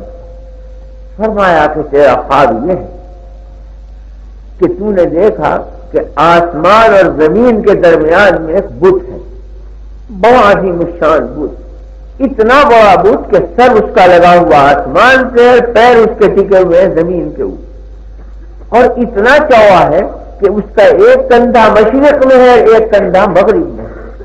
یہ پوری فضا اس بت سے بھری ہوئی، اور اتنا حسین خوبصورت اور صنائی کا نمونہ ہے وہ بت کہ تو حیرانی سے دیکھ رہا ہے کہ کون بڑا کاریگر ہے جس نے یہ بت بنایا۔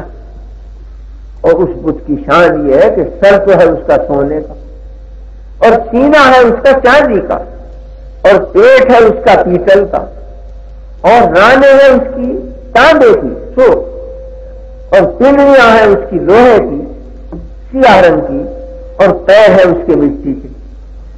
اس طرح سے وہ بت بنا ہوا ہے کہ یہ دھاتیں الگ الگ چمک رہی ہیں اور نظر آ رہی ہیں، اور اس خوبصورتی سے جوڑا گیا ہے کہ تو حیران ہے کہ کون ایسا بڑا صناع ہوگا جس نے یہ بت بنایا ہوگا اور تراشا ہوگا۔ اسی تحیر میں غرق تھا کہ اچانک تو نے دیکھا کہ آسمان سے ایک عظیم الشان پتھر گرا اس بت کے سر پر، اور گرا نہیں بلکہ اس طرح سے لگا جیسے کسی نے پھینک کر مارا ہو زور سے، اور اس زور سے اس کے اوپر پڑا ہے کہ نہ صرف یہ کہ وہ بت ٹوٹ گیا بلکہ اس کی تمام دھاتیں پتھر کی ضرب سے چکنا چور ہو کر ڈھیر ہو گئی، اور ایسی خلط ملط ہوئی کہ سونا چاندی میں مل گیا، چاندی سونے میں، سونا پیتل میں، پیتل سونے میں، اور مٹی لوہے میں، لوہا مٹی میں، اور مل ملا کر گڑبڑ ہو کر ایک ذات بن گیا، ایک ڈھیر ہو گیا۔ اب تو اس تحیر میں گرفتار ہے کہ اتنا عظیم بت جو پورے عالم کی فضا میں چھایا ہوا تھا اور اس طرح ڈھیر ہو گیا کہ اس کی دھاتوں کا الگ الگ اب امتیاز ہونا مشکل، سب ایک ڈھیر ایک ذات ہو گئی۔ اس دوسرے حیرت میں تو غرق ہے۔ اتنے میں تیسری حیرت ناک بات یہ پیش آئی کہ وہ پتھر جو سر پر لگا تھا بت کے اب وہ پھیلنا شروع ہوا، اور جس فضا میں بت پھیلا ہوا تھا وہ پتھر پھیل گیا۔ زمین سے لے کر آسمان تک کوئی جگہ خالی نہیں کہ جس میں وہ پتھر نہ ہو، اتنا بڑا اس کا جسم ہو گیا پتھر کا کہ پوری فضا کو اس نے گھیر دیا۔ تو اس تحیر میں ہے کہ یہ کس قسم کا پتھر ہے کہ بڑھتے بڑھتے اتنا بڑھ گیا کہ پورے بت کی جگہ پر اب یہ قابض ہو گیا۔ یہ تین حیرتیں ہیں جو تجھے دامن گیر ہوئی، پہلی بت کی سنائی کی، پھر اس بت کے ٹوٹ کر ریزہ ریزہ ہو جانے کی، اور پھر اس پتھر گرے ہوئے کی وسعت کی اور اس کے پھیلاؤ کی۔ یہ تین حیرتیں دامن گیر، اسی میں تیری آنکھ کھل گئی۔ تو بخت نصر نے ہاتھ چوم کر کہا کہ اگر میں کسی کی عبادت کرتا ہوتا تو اس کی قسم کھا کے کہتا کہ ایک لفظ نہ کم ہے نہ زیادہ ہے جو تو نے بیان کیا، یہی بیان نہیں میرا خواب۔ اب اس کی تعبیر بھی تیرے علم میں، فرما ہاں تعبیر بھی میں جانتا ہوں۔ کیا تعبیر ہے؟ فرما کہ اس کی تعبیر یہ ہے کہ وہ جو بت تجھے دکھلایا گیا وہ دنیا کی قومیتیں ہیں، وہ جو اوپر سونا ہے وہ تیری قوم ہے عراق والی، جو سب سے اونچی قوم ہے اور سب سے پہلی قوم ہے کہ جس نے دنیا میں تمدن پھیلایا، تو وہ سونا وہ تیری قوم، اور تیرے بعد دوسری قوم آنے والی ہے جو چاندی ہے، وہ تیرے بیٹے کی قوم ہے جس پر تیرا بیٹا حکمرانی کرے گا۔ بھائی ادھر سے ہٹ جاؤ، اسے مت کھلاؤ۔ تو وہ دوسرا وہ چاندی کی قوم وہ ہوگی جس پر تیرا بیٹا حکمرانی کرے گا، وہ نمبر 2 کی قوم ہوگی۔ اور فرمایا کہ وہ جو تو نے پیتل دیکھا وہ دنیا کی زرد رنگ قومیں ہیں کہ جن کے چہرے زرد ہیں، جیسے چینی اور جاپانی، یہ قومیں ہوتی ہیں کہ ان کے رنگ ہی زرد ہیں۔ اور فرمایا کہ وہ جو سرخ رنگ تانبے کا دیکھا وہ سرخ قومیں ہیں جن کے چہرے سرخ ہیں جیسے ترک وغیرہ ہوتے ہیں۔ اور فرمایا کہ وہ جو پنڈلیاں سیاہ دیکھی لوہے کی وہ رنگدار قومیں ہیں جیسے بکرونی اور حبشی کے سیاہ فام قومیں ہیں، یہ وہ اقوام ہیں۔ اور وہ جو مٹی کے قدم دیکھے وہ 2 عورتیں ہیں جو حکومت کریں گی اور اخیر میں ان کی قوم جو کمزور ہوگی وہ نمایاں ہوگی۔ تو فرمایا کہ یہ قومیتوں کا ایک بت کھڑا ہوا ہے جو نہایت آراستار پیراستہ ہے، اور قوموں کی اونچ اور نیچ قائم ہے کہ ایک قوم اوپر، ایک اس سے نیچے، ایک اس سے نیچے، اور قومیتوں پر تفاخر اور فخر دنیا میں پھیلا ہوا کہ میری قوم سونا اور تمہاری قوم چاندی اور فلاں کی قوم اونچ اور فلاں قوم نیچ۔ تو یہ اونچ نیچ پھیلی ہوئی ہے دنیا کے اندر اور بڑی آراستار خوشنما ہے لوگوں کی نگاہوں میں کہ اچانک وہ پتھر گرا۔ وہ پتھر دین ہے خاتم الانبیاء صلی اللہ علیہ وسلم کا، جو آخری دین لے کر آئیں گے، وہ اس زور سے گرے گا قومیتوں کے بت پر کہ وہ سارا چکنا چور ہو جائے گا، نہ سونا سونا رہے گا، نہ چاندی چاندی، نہ تانبا تانبا رہے گا، نہ پیتل پیتل، سب مل ملا کر ایک قومیت واحدہ دنیا میں پیدا ہو جائے گی، اور سب میں مساوات اور یکسانی قائم ہوگی دنیا کے اندر۔ اونچ نیچ بھی ختم ہو جائے گی، نسلی امتیازات بھی ختم ہو جائیں گے، بڑائی چھوٹائی جو لوگوں نے مصنوعی طور پر بنا رکھی ہے وہ سب مٹا جائے گی، اور اس طرح سے یہ دین واحد پورے عالم میں پھیل کر مساوات پیدا کر دے گا دنیا میں۔ تو بخت نصر بہت خوش ہوا اور کہا کہ میں نے دنیا میں نہ اتنا بڑا دانا دیکھا جیسا تو ہے، نہ اتنا بڑا دیانتدار دیکھا جتنا تو ہے، نہ اپنے مالک کا اتنا بڑا وفادار دیکھا گیا جتنا تو ہے کہ اس کی غیبت میں بھی تو غیر اللہ کو سجدہ کرنے سے بچتا ہے، تو اس کا بڑا وفادار بھی میں نے عالم میں نہیں دیکھا۔ تو دانش اور علم اور کمال یہ تیرا امتیازی ہے اور یکتائی میں لیے ہوئے ہے، اس واسطے آج سے میری سلطنت کا کوئی کام نہیں ہوگا جس میں تیرا مشورہ شامل نہ ہو، اور میرے محل سرائے میں آنے کے لیے کسی اجازت کی آپ کو ضرورت نہیں، جس وقت آپ کبھی چاہے داخل ہوں۔ گویا قلمدان وزارت سپرد کر دیا حضرت دانیال علیہ السلام۔ حضرت دانیال علیہ السلام نے حکومت شروع کی اور دیانت کے اصول پر اور خدا پرستی کے اصول پر۔ اس کا نتیجہ یہ ہوا کہ اس کی قوم دائرہ اسلام میں داخل ہونی شروع ہوئی۔ ادھر حضرت دانیال علیہ السلام نے وقت ملنے پر اپنی قوم کے رہائی کے احکام طلب کیے وقت نصر سے، اور بالآخر قوم بھی رہا ہوئی اور پھر فلسطین پہنچی اور پھر ان کو دوبارہ اقتدار عطا کیا گیا۔ تو بہرحال یہ خواب مجھے یاد آ گیا حضرت دانیال علیہ السلام کا۔ تو انبیاء علیہ السلام کو خوابوں کی تعبیرات بتلائی گئی۔ نبی کریم صلی اللہ علیہ وسلم کو تعبیرات کے ساتھ اصول بھی بتلائے گئے ہیں تعبیر خواب کے، جس سے اس امت میں یہ ایک مستقل علم بنا، ایک مستقل فن بنا، اور بڑے بڑے اکابر علماء اس فن کے جاننے والے پیدا ہوئے۔ تو حضرت صلی اللہ علیہ وسلم ان تمام علوم کے جامع ہیں کہ جو علوم مختلف انبیاء علیہ السلام کو عطا کیے گئے، خواہ وہ علم لغت ہو یا علم تعبیر خواب، علم توحید ہو جو حضرت ابراہیم علیہ السلام کو دیا گیا، یا احیاء موتیٰ کا کمال ہو یا عصائے موسیٰ کا کوئی کمال ہو، بہرحال جو بھی علمی رنگ کی چیز ہے وہ حضرت صلی اللہ علیہ وسلم کو عطا کی گئی۔ تو آپ جامع العلوم ہیں، آپ کے سینے پر آ کر سارے علوم منتہی ہو جاتے ہیں، انتہا ہوتی ہے آپ کے سینے کے اوپر۔ اور یہ قاعدے کی بات ہے کہ جس چیز پر کسی وصف کی انتہا ہوتی ہے اسی سے اس وصف کی ابتدا بھی ہوا کرتی ہے۔ یہ ایک عام اصول ہے۔ جو شخص یا جو چیز کسی وصف کے حق میں خاتم بنتی ہے وہی اس وصف کے حق میں فاتح بھی بنتی ہے۔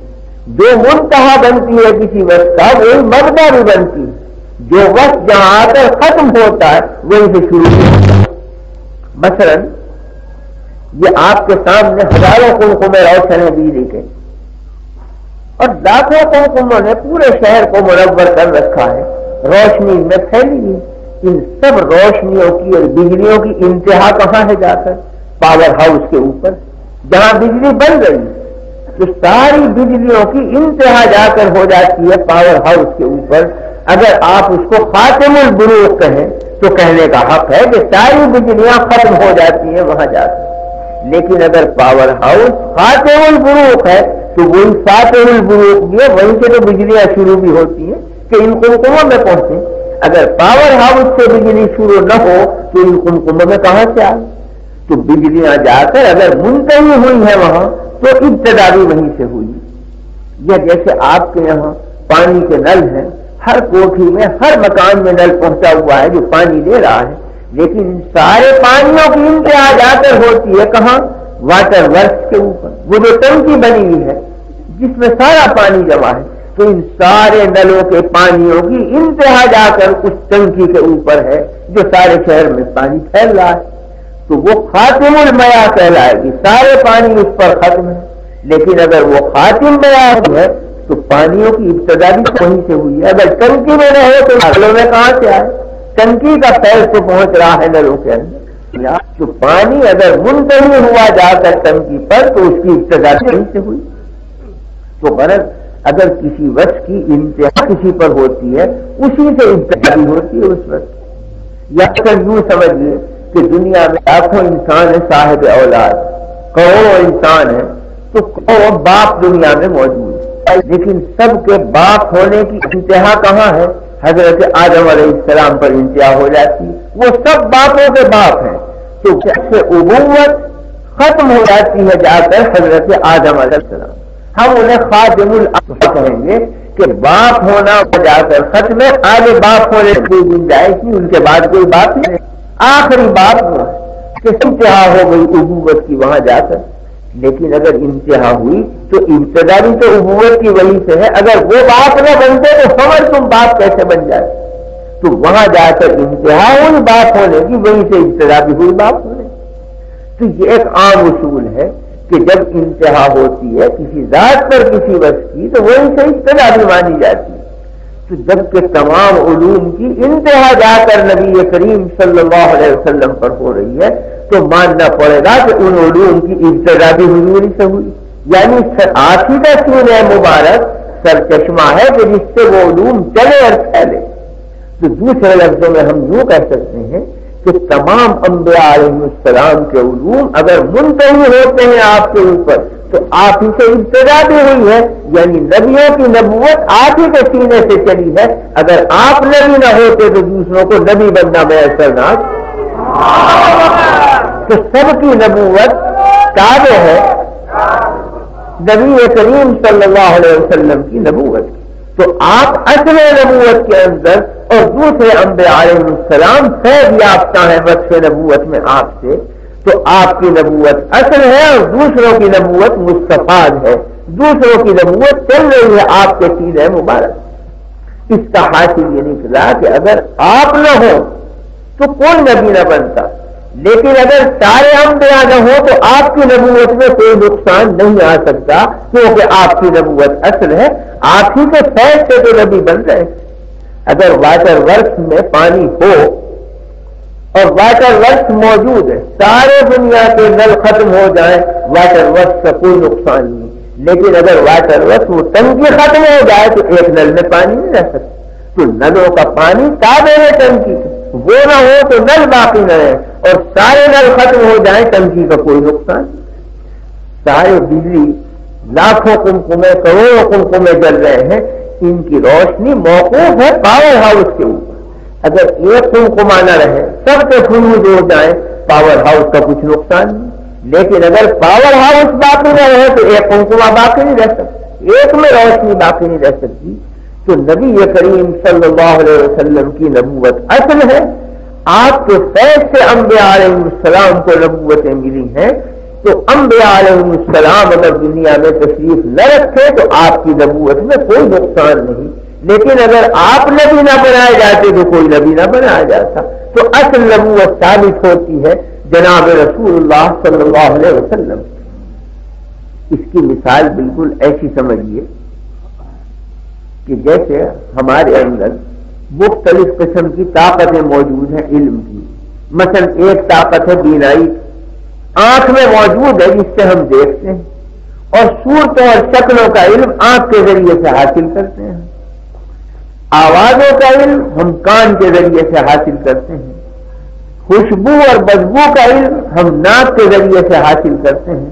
تو ناک علم رکھتی ہے خوشبوؤں کا اور بدبو کا، کان علم رکھتے ہیں مثلا آوازوں کا، آنکھ علم رکھتی ہے صورتوں کا اور رنگوں کا، زبان مثلا علم رکھتی ہے ذائقوں کا کہ یہ کھٹا ہے یہ میٹھا ہے۔ تو یہ مختلف قسم کے علماء ہیں، کوئی آوازوں کا عالم، کوئی صورتوں کا عالم، کوئی رنگ و بو کا عالم، کوئی خوشبو بدبو کا عالم، کوئی ذاتوں کا عالم۔ یہ مختلف علماء کا جمع ہے آپ کے چہرے کے اندر، جن کے علوم الگ الگ ہیں۔ اور اللہ کی کیسی صنائی اور قدرت ہے کہ اس 4 انگشت کے چہرے میں یہ ساری قوتیں ایک جگہ جمع کر رکھی ہیں۔ آنکھ میں اور ناک میں کچھ زیادہ فاصلہ نہیں، انچ 1.5 انچ کا، لیکن کیسی سد سکندری حائل ہے کہ آنکھ اگر دیکھے، ناک کی یہ مجال نہیں ہے کہ آنکھ کے کام میں دخل دے اور کہے میں بھی دیکھنا چاہتی ہوں، اور آنکھ کی یہ مجال نہیں ہے کہ ناک کے کان میں دخل دے کہ میں تو سونگنا چاہتی ہوں۔ وہ اپنے کام میں لگی ہے، یہ اپنے کام میں۔ زبان اپنے کام میں ہے کہ چکھتی رہے، زبان کا کام دیکھنا نہیں، ممکن نہیں کہ دیکھ سکے، حالانکہ آنکھ اس کے قریب موجود ہے۔ اگر وہ ذرا سا 1 انچ پر بڑھ جائے اور مداخلت کرے آنکھ کے کام میں تو ممکن تھا کہ دیکھنے لگتی، مگر مجال نہیں ہے زبان کی کہ بڑھ سکے، وہ اپنے کام میں لگی ہوئی ہوگی۔ تو انچ بن کا فاصلہ ہے اور ہر ایک اپنے اپنے کام میں مصروف، مگر سب کا علم الگ الگ۔ لیکن یہ سارے علوم جا کر جمع کہاں ہوتے ہیں؟ اس حصے مشترک میں، دماغ کے حصے میں۔ دماغ میں دیکھنے کی طاقت بھی ہے، سننے کی طاقت بھی ہے، چکھنے کی طاقت بھی ہے، وہاں سے یہ طاقتیں ان حواس کے اندر بانٹی گئی ہیں، تقسیم کی گئی ہیں۔ تو دماغ کو ہم کہیں گے کہ یہ خاتم حواس، سارے حاسوں کی انتہا جا کر دماغ کے اوپر ہو جاتی ہے۔ تو دماغ اصل ہے جہاں سے بٹتے ہیں حواس اور بٹتے ہیں الگ الگ، تو تو جامع الحواس کہیں گے دماغ کو، اور الگ الگ حواس الگ الگ ان اعضاء کو تقسیم ہوتے ہیں دماغ۔ اگر آنکھ نہ رہے دماغ کا کوئی نقصان نہیں، اگر ناک نہ رہے دماغ کا کوئی نقصان نہیں، اگر کان کاٹ دیے جائیں دماغ کا کوئی نقصان نہیں، لیکن اگر دماغ پہ لاٹھی مار کے اسے ختم کر دو، نہ آنکھ رہے گی، نہ کان رہے گی، نہ سب چیزیں ختم ہو جائیں گی۔ تو سب کا حواس اور سب کا علم قائم ہے حصے مشترک کی وجہ سے، اس لیے کہ وہ جامع الحواس ہے، وہ خزانہ ہے حواس کا۔ اگر خزانہ ختم کر دیا جائے تو تقسیم شدہ چیزیں حواس الگ الگ سب گم ہو جائیں گے، اور اگر الگ الگ انفرادی چیزیں ختم کی جائیں تو اس حصے مشترک میں خزانے میں کوئی نقصان نہیں پڑے گا۔ تو دماغ کو کہیں گے کہ یہ خاتم الحواس، خاتم العلوم۔ تو ٹھیک اسی طرح سے انبیاء علیہ السلام مثل آنکھ اور ناک اور کان کے جامع ہے تمام کمالات کے، مگر ہر نبی پر کسی ایک نہ ایک علم کا غلبہ ہے۔ کوئی علم لے کر آیا ہے، کوئی علم لغت لے کے آیا جیسے آدم علیہ السلام، کوئی علم توحید لے کر آیا جیسے ابراہیم علیہ السلام، کوئی علم لدنی لے کر آیا جیسے حضرت خضر علیہ السلام، کوئی علم تعبیر خواب لے کر آیا جیسے یوسف اور دانیال علیہ السلام۔ تو الگ الگ علوم بٹے ہوئے ہیں، لیکن وہ جو سر چشمہ ہے تمام علوم کا، اس میں لا کر یہ سارے علوم جمع کر دیے گئے، وہ ذات ہے جناب رسول اللہ صلی اللہ علیہ وسلم کی، جو اللہ نے خزانہ بنایا علوم، وہاں سے یہ ساری چیزیں تقسیم ہوئی۔ تو آپ کی ذات بابرکات کے ہوتے ہوئے سب کو تقسیم ہو رہے ہیں علوم کمالات۔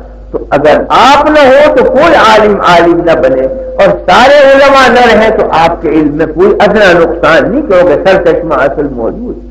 تو آپ کی ذات بابرکات سے اگلوں کو فیض پہنچا نبوت کا، اور پچھلوں کو فیض پہنچا ولایت کا اور امامت۔ آپ کے بعد کوئی خلیفہ ہوا، کوئی امام ہوا، کوئی محدث ہوا، کوئی محدث ہوا، ولی کامل بنتے چلے گئے۔ تو ادھر نگاہ اٹھائی تو نبی بنتے چلے گئے، اور ادھر نگاہ اٹھائی تو اولیاء بنتے چلے گئے۔ ہزاروں اولیاء کرام ہے امت کے اندر، اور مختلف علوم و فنون کے جامع۔ ایک طرف محدثین کا طبقہ ہے کہ علم حدیث کے امام، ایک طرف فقہا کا طبقہ ہے جنہوں نے فقہ کا علم دنیا میں پھیلا ہے، ایک طرف اصولیوں کا طبقہ، ایک طرف تعبیر دینے والوں کا، معبروں کا طبقہ، ایک طرف مفسرین کا طبقہ۔ ہزاروں علوم پھیلے ہوئے ہیں دین اور دیانت کے، اور سر چشمہ ہے نبی کریم صلی اللہ علیہ وسلم۔ تو ادھر نبیوں کو نبوت ملی، ادھر ولیوں کو ولایت ملی، ادھر امام اور ولی بنے، ادھر انبیاء علیہ السلام بنے۔ تو ایک ہی آفتاب ہے جس کا فیض دونوں طرف پھیل رہا ہے۔ تو سر چشمہ آپ ہے، ابتدا آپ سے ہوئی، اسی لیے آپ فرماتے ہیں کہ اول ما خلق اللہ نوری، سب سے پہلے اللہ نے میرا نور پیدا کیا۔ اور آپ فرماتے ہیں کہ انا اولہم خلقا وآخرہم بعثا، میں سب سے پہلا ہوں بلحاظ خلقت کے، اور سب سے پچھلا ہوں بلحاظ بعثت کے، میرے بعد کوئی نبی آنے والا نہیں۔ تو ابتدا آپ سے ہوئی، تخلیق اول آپ کی گئی، کمالات سے بھرا گیا آپ کی ذات اور حقیقت کو، اور ظہور آپ کا سب سے اخیر میں ہوا انبیاء علیہ السلام کے بعد۔ تو بہرحال نبی کریم صلی اللہ علیہ وسلم کی ذات بابرکات اگلوں کو بھی فیض پہنچا رہی ہے، پچھلوں کو بھی فیض پہنچا رہی ہے۔ اس طرح سے آپ نے فرمایا کہ اوتی تو علم الاولین والآخرین، مجھے اگلوں کے علوم بھی عطا کیے گئے اور پچھلوں کے علوم بھی عطا کیے گئے۔ تو اگلوں کے علوم وہ نبوتوں کے علوم تھے، وہ بھی سینہ نبوی میں جمع ہے، اور پچھلوں کے علوم وہ ولایت کے علوم تھے، معرفت تھی ولایت کی، وہ بھی آپ ہی کے سینے سے نکلے اور لوگوں تک پہنچے۔ تو جناب رسول اللہ صلی اللہ علیہ وسلم جامع ہے اور خاتم ہے تمام علوم۔ اسی طرح سے اخلاق کے لحاظ سے دیکھا جائے تو تمام اخلاق کی انتہا سینہ نبوت پر ہوتی، یعنی تمام انبیاء علیہ السلام سارے اخلاق کاملہ کے جامع ہیں، مگر پھر بھی ہر نبی پر کوئی ایک خلق غالب ہے جو ان کا امتیازی نشان سمجھا گیا ہے۔ جیسے ایوب علیہ السلام جامع کمالات ہیں مگر غلبہ ہے صبر کا، تو صبر ایوب مشہور۔ حضرت داؤد علیہ السلام جامع کمالات اور جامع اخلاق ہیں لیکن غلبہ ہے شکر کا، اعملوا علی داؤد شکرا۔ حضرت داؤد علیہ السلام کا شکر مشہور ہے، حضرت یعقوب علیہ السلام جامع ہے تمام کمالات کے، مگر حزن کا غلبہ ہے، مقام حزن بہت اونچا ہے، انما اشکو بثی وحزنی الی اللہ۔ حضرت سلیمان علیہ السلام جامع ہے تمام کمالات کے، مگر عدل اور فصل خصومات کا غلبہ ہے، کمال عدل آپ کے اندر رکھا ہوا ہے۔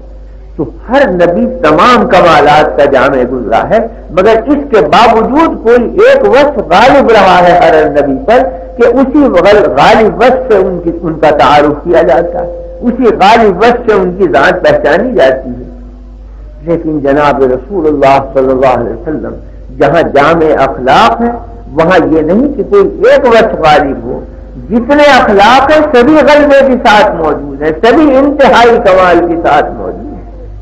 اگر حضرت داؤد علیہ السلام شاکر تھے تو حضور سید الشاکرین، آپ کے شکر کی انتہا ہے۔ حضرت عائشہ صدیقہ رضی اللہ عنہا فرماتی ہیں کہ بعض اوقات اس درجہ عبادت میں مصروف ہوتے رات بھر کہ آپ کے پائے مبارک پر ورم آ جاتا، تو میں نے عرض کیا کہ یا رسول اللہ آپ کی ذات بابرکات تو وہ ہے کہ غفر لک اللہ ما تقدم من ذنبک وما تاخر، اگلی اور پچھلی ساری ذلتیں پہلے ہی اللہ نے معاف کر دی ہیں، آپ کو کیا ضرورت ہے اتنی محنت اٹھانے کی؟ فرما افلا اکون عبدا شکورا، کیا میں اس پروردگار کا شکر گزار بنتا نہ بنوں کہ جس نے پیش کی پروانہ معافی کا مجھے دے دیا؟ اس لیے میں شکر کرتا ہوں کہ 24 گھنٹے آپ شکر کے اندر دیکھیں، اور اس درجہ حمد و شکر کہ عالم میں حمد و شکر کے اتنے سیکھے، اتنے طریقے، اتنے اصول دنیا میں کسی مقتدا سے منقول نہیں ہے حمد و ثنا ہے جتنا کہ نبی کریم صلی اللہ علیہ وسلم جہاں کا کوئی موہ خالی نہیں کہ جس کا آپ حمد و ثنا نہ فرما رہے ہیں۔ کھانا کھاتے ہیں تو فرماتے ہیں الحمدللہ الذی اطعمنی وسقانی، حمد اللہ کے لیے جس نے مجھے کھلایا۔ کپڑا پہنتے ہیں تو فرماتے ہیں الحمدللہ کسانی ھذا، حمد اللہ کے لیے جس نے مجھے لباس پہنا۔ استنجا سے فارغ ہوتے ہیں تو فرماتے ہیں الحمدللہ الذی اذهب عنی الاذى وعافانی، حمد اللہ کے لیے جس اذیت سے مجھ سے دفع فرما دی۔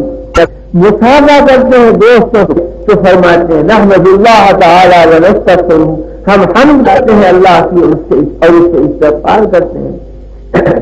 مسجد میں قدم رکھتے ہیں تب حمد و ثنا، مسجد سے باہر قدم ڈالتے ہیں تب حمد و ثنا، گھر میں داخل ہوتے ہیں تب حمد و ثنا، گھر نکلتے ہیں تب حمد و ثنا، سفر کے لیے جاتے ہیں تب حمد کے سیغے، گھر واپس آتے ہیں تب حمد کے سیغے، جہاز میں جاتے ہیں تو حمد ادا کرتے ہوئے، اور فاتح ہو کر واپس آتے ہیں تو حمد و ثنا ادا کرتے ہوئے، بازار میں تشریف لے جاتے ہیں سودا خریدنے کے لیے تب حمد و ثنا سے ابتدا کرتے ہیں، اور سودا خرید کے واپس ہوتے ہیں تب حمد و ثنا سے۔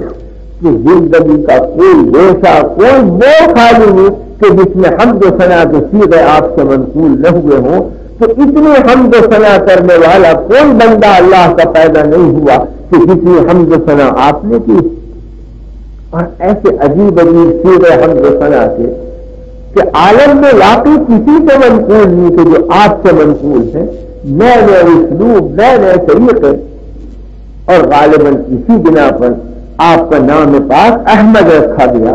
احمد کے معنی سب سے زیادہ حمد کرنے والے، اور غالباً اسی لیے کہ جب آپ نے انتہا کر دیا حمد و ثنا میں تو اللہ نے بھی آپ کی مدح و ثنا فرمائی، اسی لیے آپ کا نام محمد بھی ہوا کہ حمد و ثنا کیے گئے۔ سب سے زیادہ آپ نے حمد کی، تو اتنی آپ کی حمد اللہ نے کی کہ عالم میں کسی مخلوق کی اتنی مدح و ثنا نہیں ہوئی کہ احمد بھی ہیں آپ اور محمد بھی ہیں۔ اور پھر اس درجہ حمد کا غلبہ ہے آپ کے اوپر کہ آپ کے مقامات کا نام بھی حمدی سے، قیامت میں جو مقام دیا جائے گا اس کا نام مقام محمود یعنی حمد والا مقام۔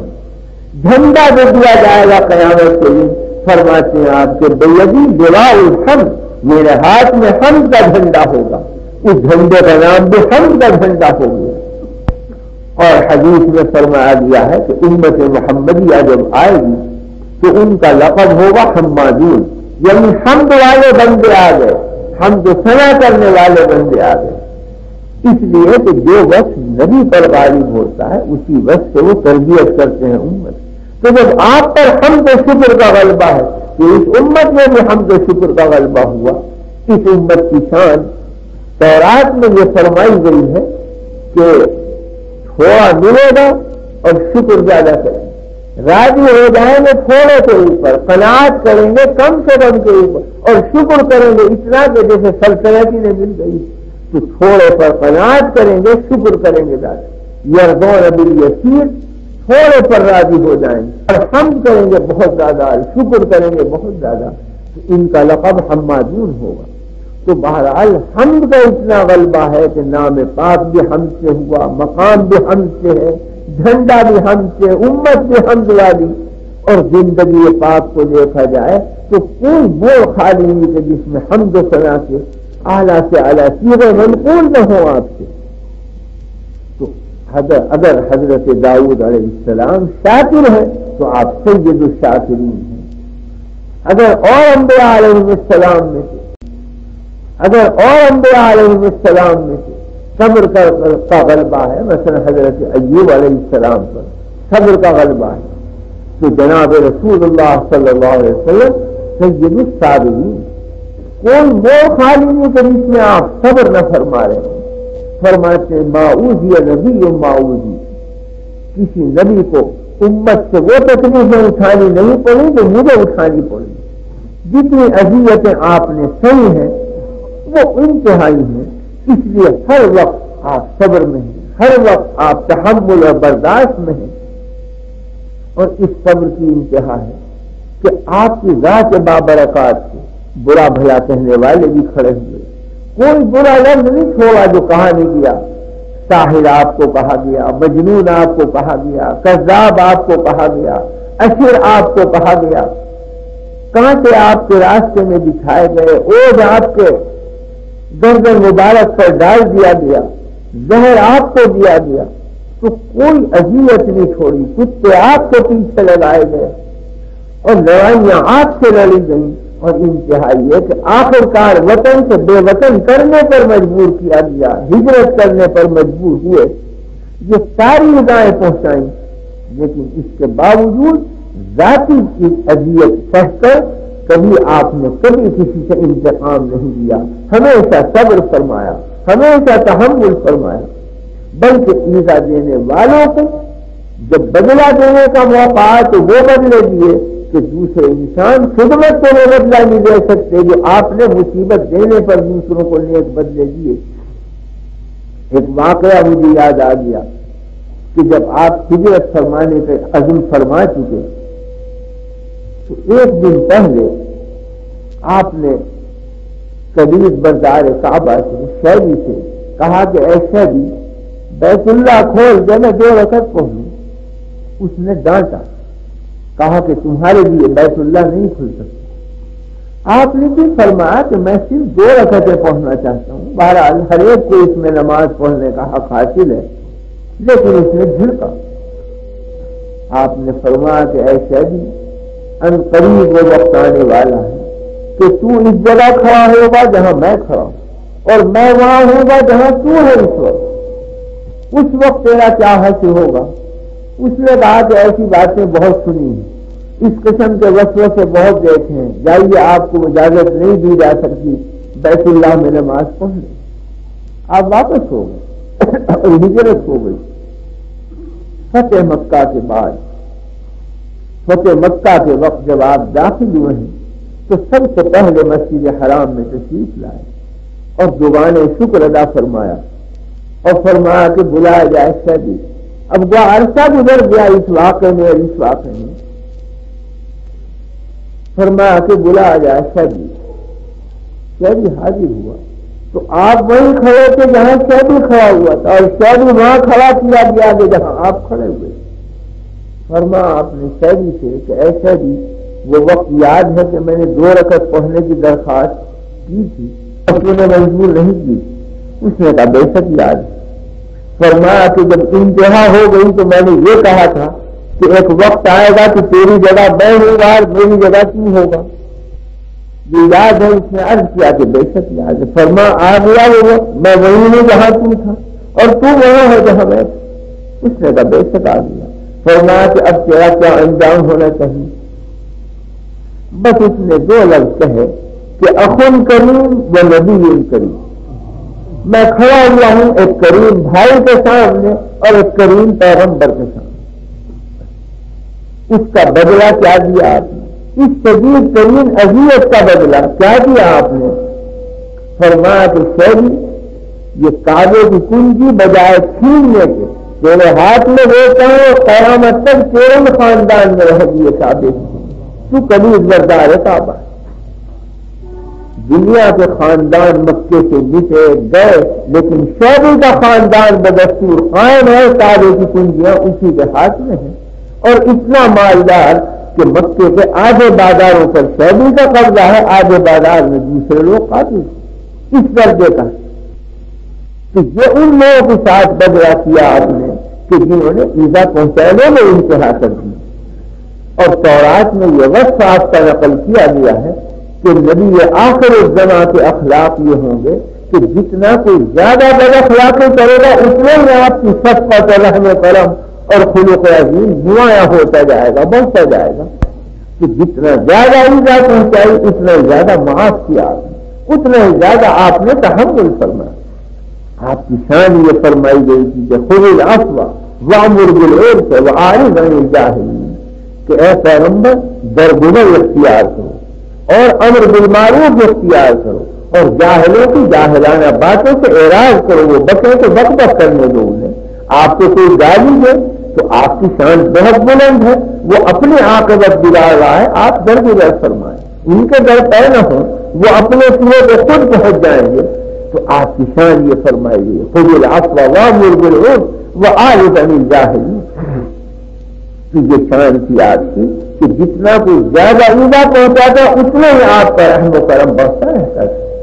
تو حضرت صلی اللہ علیہ وسلم نے گویا انتہائی اذیتیں اٹھا کر بھی آپ نے ذاتی بات پر کبھی انتقام نہیں لیا. ہاں انتقام جو ہوا وہ دین کے بارے میں ہوا، ذات کے بارے میں کسی نے کچھ نہیں کیا، کبھی آپ نے بدلہ نہیں لیا. اس میں ایک بات مجھے بیچ میں یاد آ گئی، یہ شعبی کا واقعہ. جب اس سے یہ ثابت ہوا کہ شعبی قیامت تک رہ گئے، جب تک بھی کعبہ ہے تو کبیر بردار کعبہ شعبی کا خاندان ہو. اس سے ایک عجیب و غریب فائدہ اٹھایا حضرت مولانا رفیع الدین صاحب رحمۃ اللہ علیہ.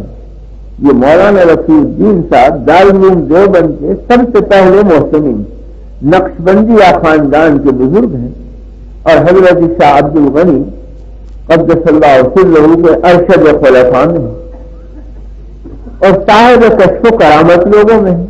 بہت سی کرامتیں ہیں ان کی جو میں نے خود بھی سنی اپنے بزرگوں سے اور وہ معروف ہیں. وہ تو صاحب کشف و کرامت، صاحب نسبت، اکابر اولیاء میں سے. واقعی یہ بزرگ بھی جیسے اللہ انہیں بزرگی دیتا ہے دانش بھی ویسی ہوتی ہے. ہر چیز سے یہ اپنا دینی فائدہ نکال لیتے. اس حدیث سے کیا فائدہ حاصل کیا مولانا رفیع الدین صاحب نے؟ انہوں نے محسوس کر لیا کہ شعبی کا خاندان جو ہے یہاں ہمیشہ رہے گا اور کعبے کی کنجیاں اسی کے ہاتھ میں ہوں گی.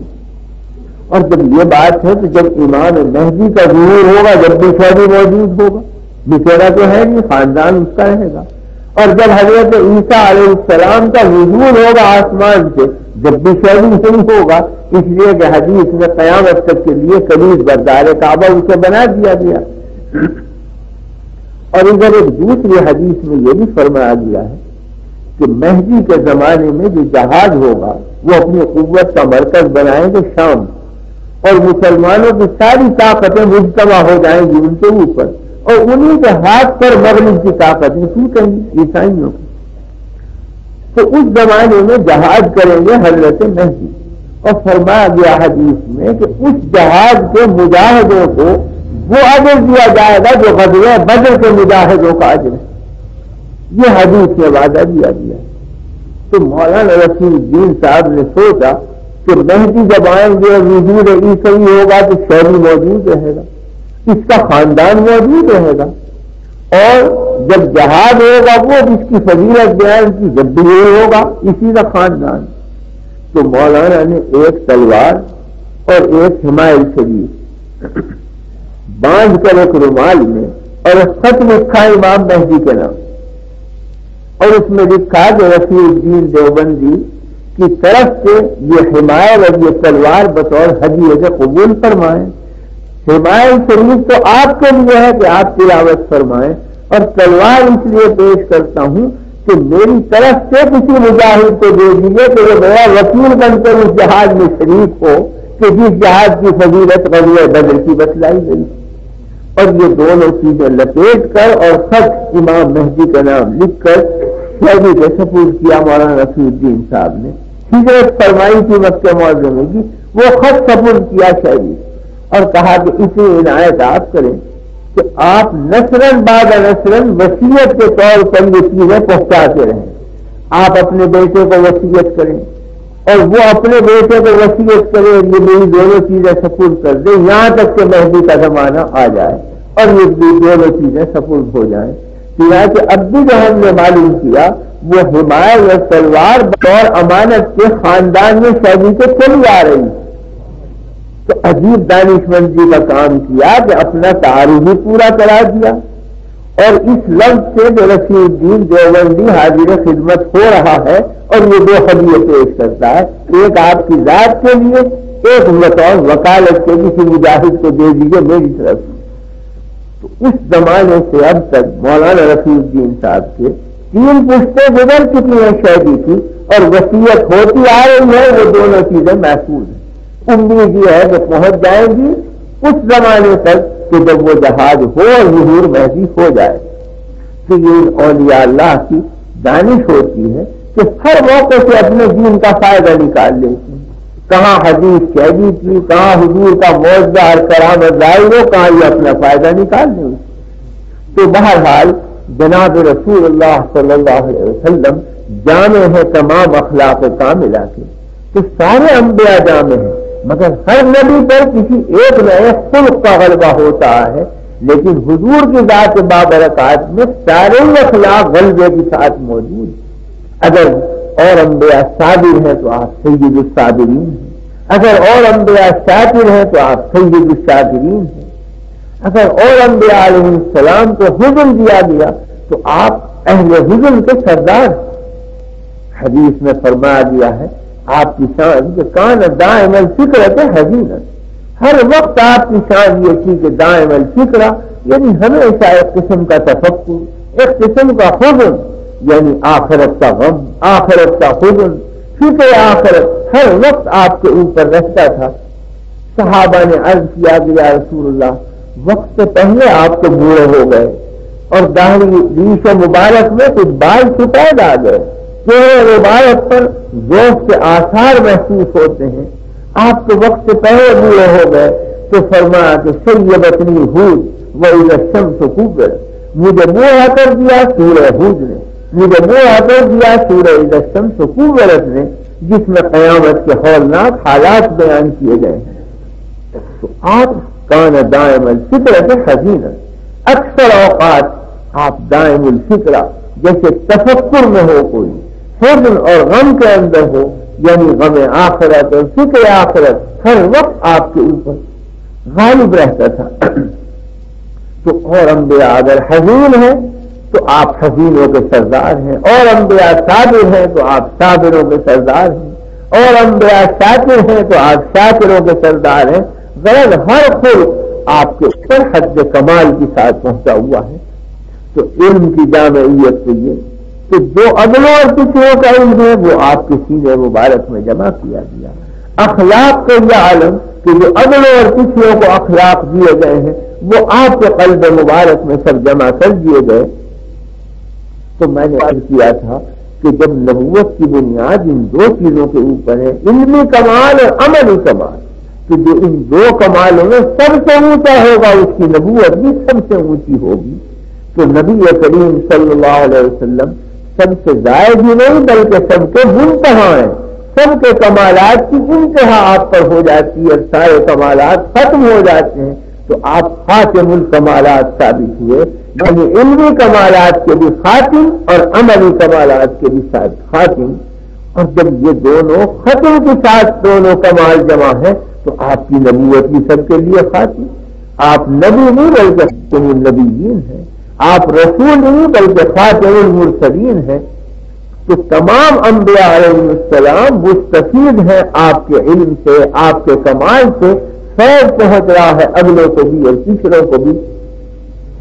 تو بہرحال میں یہ عرض کر رہا تھا کہ جناب رسول اللہ صلی اللہ علیہ وسلم کی سیرت مبارک، جس کے موضوع پر یہ جلسہ کیا گیا ہے کہ سیرت کی دو بنیادیں ہیں، ایک کمال علمی اور ایک کمال عملی.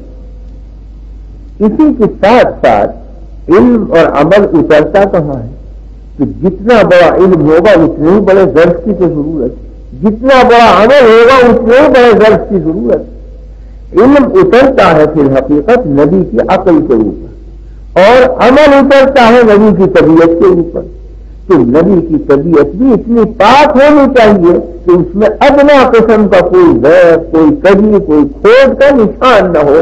نہایت سلامتی، نہایت استقامت، نہایت پاک طبیعت ہونی چاہیے. اور اسی طرح سے عقل بھی نہایت عالی اور اونچی ہونی چاہیے. اس لیے کہ نبی کی طبیعت ہی پر تو شریعت اترتی ہے. نبی کا کہا ہوا شریعت، کیا ہوا شریعت، بتلایا ہوا شریعت. تو انبیاء علیہ السلام کی طبیعت اتنی پاک اور اتنی سچی ہوتی ہے کہ مخلہ مستوى آزاد چھوڑ دیا جائے، کبھی معصیت کی طرف نہیں جائے گی. نبی کی طرف جب چلے گی خیر کی طرف چلے گی، جب چلے گی بھلائی کی طرف چلے گی. تو طبیعت کا رخ خیر کی طرف ہوتا ہے. پیدائشی طور پر انبیاء علیہ السلام کی طبیعت پاک اور مقدس پیدا کی جاتی ہے. تو ذات سے جب جھکتے ہیں خیر کی طرف جھکتے ہیں. تو ذاتی طور پر تو برائی آتی نہیں، آ نہیں سکتی انبیاء کی طرف. اب یہ کہ کوئی کہے سنے سے، کوئی عوالد سے کسی قسم کا کوئی اثر ڈال دے تو یہ نہیں ہو سکتا کہ ہم وقت حفاظت خداوندی شامل حال ہوتی ہے. نبوت کے بعد ہوتی ہے، نبوت سے پہلے بھی. یعنی انبیاء علیہ السلام اور کبیرہ دونوں قسم کے گناہوں سے معصوم ہے، نبوت سے قبل بھی اور نبوت کے بعد بھی. نبوت سے قبل بھی انبیاء سے گناہ اور معصیت سرزد نہیں ہوتی. کہ عصمت ان کے لیے ہوتی ہے، جس کی پہلی بنیاد یہ کہ طبیعت اتنی پاکیزہ کہ اس میں گنجائش نہیں معصیت کی. وہ جب چلے گی خیر کی طرف چلے گی. اور اگر معاذ اللہ کوئی سکھائے پڑھائے، کوئی کچھ کرے، تو اصل یہ نہیں ہو سکتا کہ ہم وقت حفاظت خداوندی شامل حال. خود ارشاد فرماتے ہیں کہ نبوت سے قبل کے دو واقعے آپ نے ارشاد فرمائے کہ اس میں اثر ڈالنے والوں نے کچھ اثر ڈال نہ چاہا، مگر نبی کی طبیعت اثر قبول نہیں کرتی ہے. اوپر سے اللہ کی حفاظت شامل ہوتی ہے. آپ کی عمر شریف ہے 10-11 برس، وہ بچپن کا زمانہ ہے. اور بچپن کا زمانہ عموماً کھیل کود کی طرف، لعب و لعب کی طرف طبعی طور پر جاتی ہے انسان کی طبیعت. تو ایسے میں بعض ہمجولی ہم بچوں نے کہا کہ آج مکے میں فلاں شخص کے یہاں شادی اور وہاں ناچ اور رنگ ہوگا، گانا ہوگا، آپ بھی چلیں. فطرتاً راضی نہیں ہوئے، مگر کہہ سن کر وہ بچے لے گئے 10-11 سال کے عمر. فرماتے ہیں کہ میں اس گھر میں پہنچا جہاں یہ شادی ہونے والی تھی اور یہ رنگ رلیاں رات کو ہونے والی تھی. فرماتے ہیں کہ جب وہ وقت آیا قریب کہ وہاں ناچ اور گانا شروع ہو، حق تعالیٰ نے میرے اوپر نیند تاری کی اور ایسا سویا کہ صبح کو آنکھ کھلی جب میں وہ مجلس رہی تھی، نہ مجھے یہ خبر کون گایا اور کون ناچا. حق تعالیٰ نے مجھے محفوظ رکھا. تو 11-12 برس کی عمر ہے، لڑکپن کی عمر ہے. خود طبیعت مائل نہیں ہے، لیکن بچے اگر لے گئے تو حفاظت خداوندی شامل حال تھی. حق تعالیٰ نے آپ کو محفوظ رکھا گانے کی آوازوں سے بھی، ناچنے کی صورتوں سے بھی، کہ آپ کی آنکھ مبارک نہیں دیکھ سکی ان چیزوں کو، گانا نہیں سن سکے آپ کے کان. حق تعالیٰ نے حفاظت فرمائی. یہ جیسا کہ آپ نے حدیث میں ایک واقعہ ارشاد فرمایا کہ جب بیت اللہ شریف کی تعمیر ہوئی یہ زمانے جاہلیت میں آپ کی عمر شریف 20 سال کی یا کم و بیش تھی، بولا پنی کا زمانہ ہے، جوانی کا زمانہ، تو اس وقت بیت اللہ کے اندر کچھ شگاف آ گئے، رو اور سیلاب آیا زیادہ، پانی کی وجہ سے کچھ شگاف پیدا ہو گئے، تو قوم نے ارادہ کیا بیت اللہ کی تعمیر کا، چندہ جمع کیا گیا اور تعمیر کا قصد کیا گیا۔ تو قریش نے ارادہ کیا کہ یہ کام مزدوروں سے کرانے کا نہیں، یہ تو ہم خود کریں گے، ہماری سعادت ہے کہ بیت اللہ کی تعمیر میں ہم حصہ لیں۔ جیسے ابھی آپ نے سنا ہوگا حال میں، سال گزشتہ ہی 2 سال ہوتے ہیں کہ بیت اللہ شریف کی دیواروں میں کچھ ذرا تھوڑے تھوڑے نشانات پیدا ہوئے اور چھت کچھ بوسیدہ ہو گئی، تو سلطان سعود نے ارادہ کیا کہ چھت کو بدل دیا جائے۔ چنانچہ چھت جو بدلی گئی تو معماروں نے کام نہیں کیا، خود سلطان نے اور وہاں کے جتنے بڑے بڑے مشائخ اور اکابر علماء تھے غسل کر کے باوضو ہو کے پہنچے، انہوں نے بیت اللہ کی چھت کی تعمیر کی۔ تو بیت اللہ کی تعمیر ایسی چیز ہے کہ کس کی قسمت پہ اس کا ہاتھ لگے وہاں جا کر، تو قریش نے کہا کہ یہ سعادت ہم ہی حاصل کریں گے، یہ دوسرے کا کام نہیں، چنانچہ خود تعمیر شروع کی۔ مگر تعمیر کرنے میں وہ جہالت کہاں جائے، ان کا خیال یہ تھا کہ نیکی کا کوئی کام ان کپڑوں میں رہ کر نہیں کرنا چاہیے کہ جن کپڑوں میں ہم گناہ کرتے ہیں، لہذا ننگے ہو کر تعمیر کرنی چاہیے تاکہ نہایت تقدس کے ساتھ یہ عمل انجام پائے۔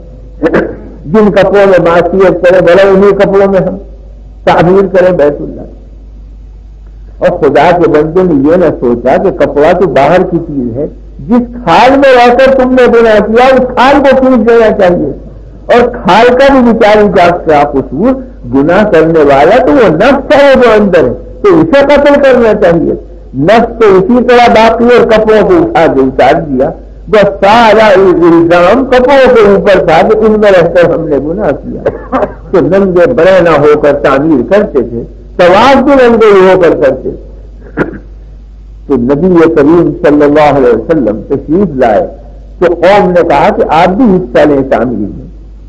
آپ نے ارادہ کیا، کہا کہ کپڑے اتار، حالانکہ آپ تو معصوم ہیں اور وہ بھی جانتے ہیں کہ معصوم ہے، کسی گناہ اور کسی معصیت میں نہ صغیرہ میں نہ کبیرہ میں، مگر اس کے باوجود رسم پرستی تھی، آپ اس پر راضی نہ ہوئے، لیکن قوم نے مجبور کرنا چاہا۔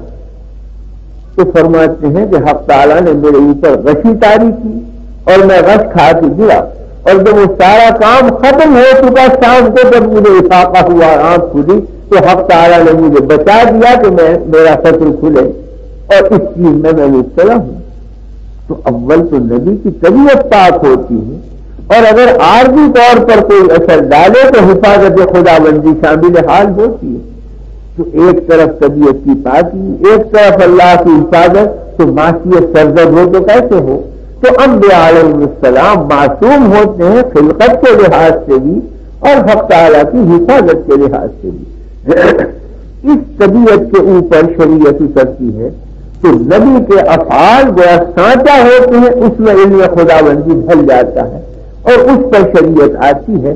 تو انبیاء علیہ السلام کی طبیعت کیونکہ پاک ہوتی ہے، اس واسطے شریعت بھی معمول اور مطمئن۔ اگر معاذ اللہ طبیعت میں کوئی ادنا جلل یا خلل ہو تو شریعتوں کے اوپر سے امان اٹھ جاتا ہے، شریعتوں کے اوپر سے امن اٹھ جائے۔ اس لیے حق تعالیٰ انبیاء کی طبیعت میں بھی نہایت مقدس اور پاک پیدا کرتے ہیں۔ بعض ضعیف روایتوں میں یہ بھی ہے کہ انبیاء علیہ السلام جس مٹی سے تیار کیے جاتے ہیں اس میں غالب حصہ ہوتا ہے جنت کی مٹی، تو ظاہر ہے کہ جن کے خمیر میں جنت کی مٹی شامل کی جائے وہ تو پاک در پاک مٹی۔ اسی واسطے انبیاء کا سبھی رجحان جنتی کی طرف ہوتا ہے، کل شیء یرجع الی اصلہ، ہر چیز اپنی اصل کی طرف دوڑتی ہے۔ وہ ذکر فکر بھی رکھتے ہیں کہ جنت کا، جانا بھی چاہتے ہیں کہ جنت میں، عمل بھی کرتے ہیں کہ جنت کے، تعلیم بھی دیتے ہیں کہ جنت کی، مانگتے بھی ہیں تو وہی اعمال جو جنت میں لے جانے والے ہیں۔ اللہم انی اسألک من قول وعمل ما يقرب الى الجنہ، میں وہ عمل مانگتا ہوں اے اللہ کی جنت سے قریب کرے. تو انبیاء علیہ السلام کی خمیر میں مٹی شامل کی جاتی ہے جنتوں کی، اس لیے اور زیادہ پاک ہوتی ہے ان کی فطرت اور طبیعت. تو غرض مقدس در مقدس ہوتی ہے طبیعت، اس پر جو شریعت کا عمل فائز ہوتا ہے. اور ظاہر بات ہے کہ وہی اترتی ہے انبیاء علیہ السلام کی عقول کے اوپر، اس واسطے کہ جتنی عقل زیادہ ہوگی اتنا علم زیادہ نمایاں ہوگا، اور جتنی کسی کے اندر عقل کم ہوتی ہے علم اتنا ہی کم نمایاں ہوتا ہے. ایک جماعت کے اندر ایک استاد علم پڑھائے، تعلیم دے، اس میں ایک تو بہت بڑا دانا، وہ استاد سے بہت بڑا علم حاصل کر لے گا اسی تقریر، اور اسی تقریر سے غبی آدمی کو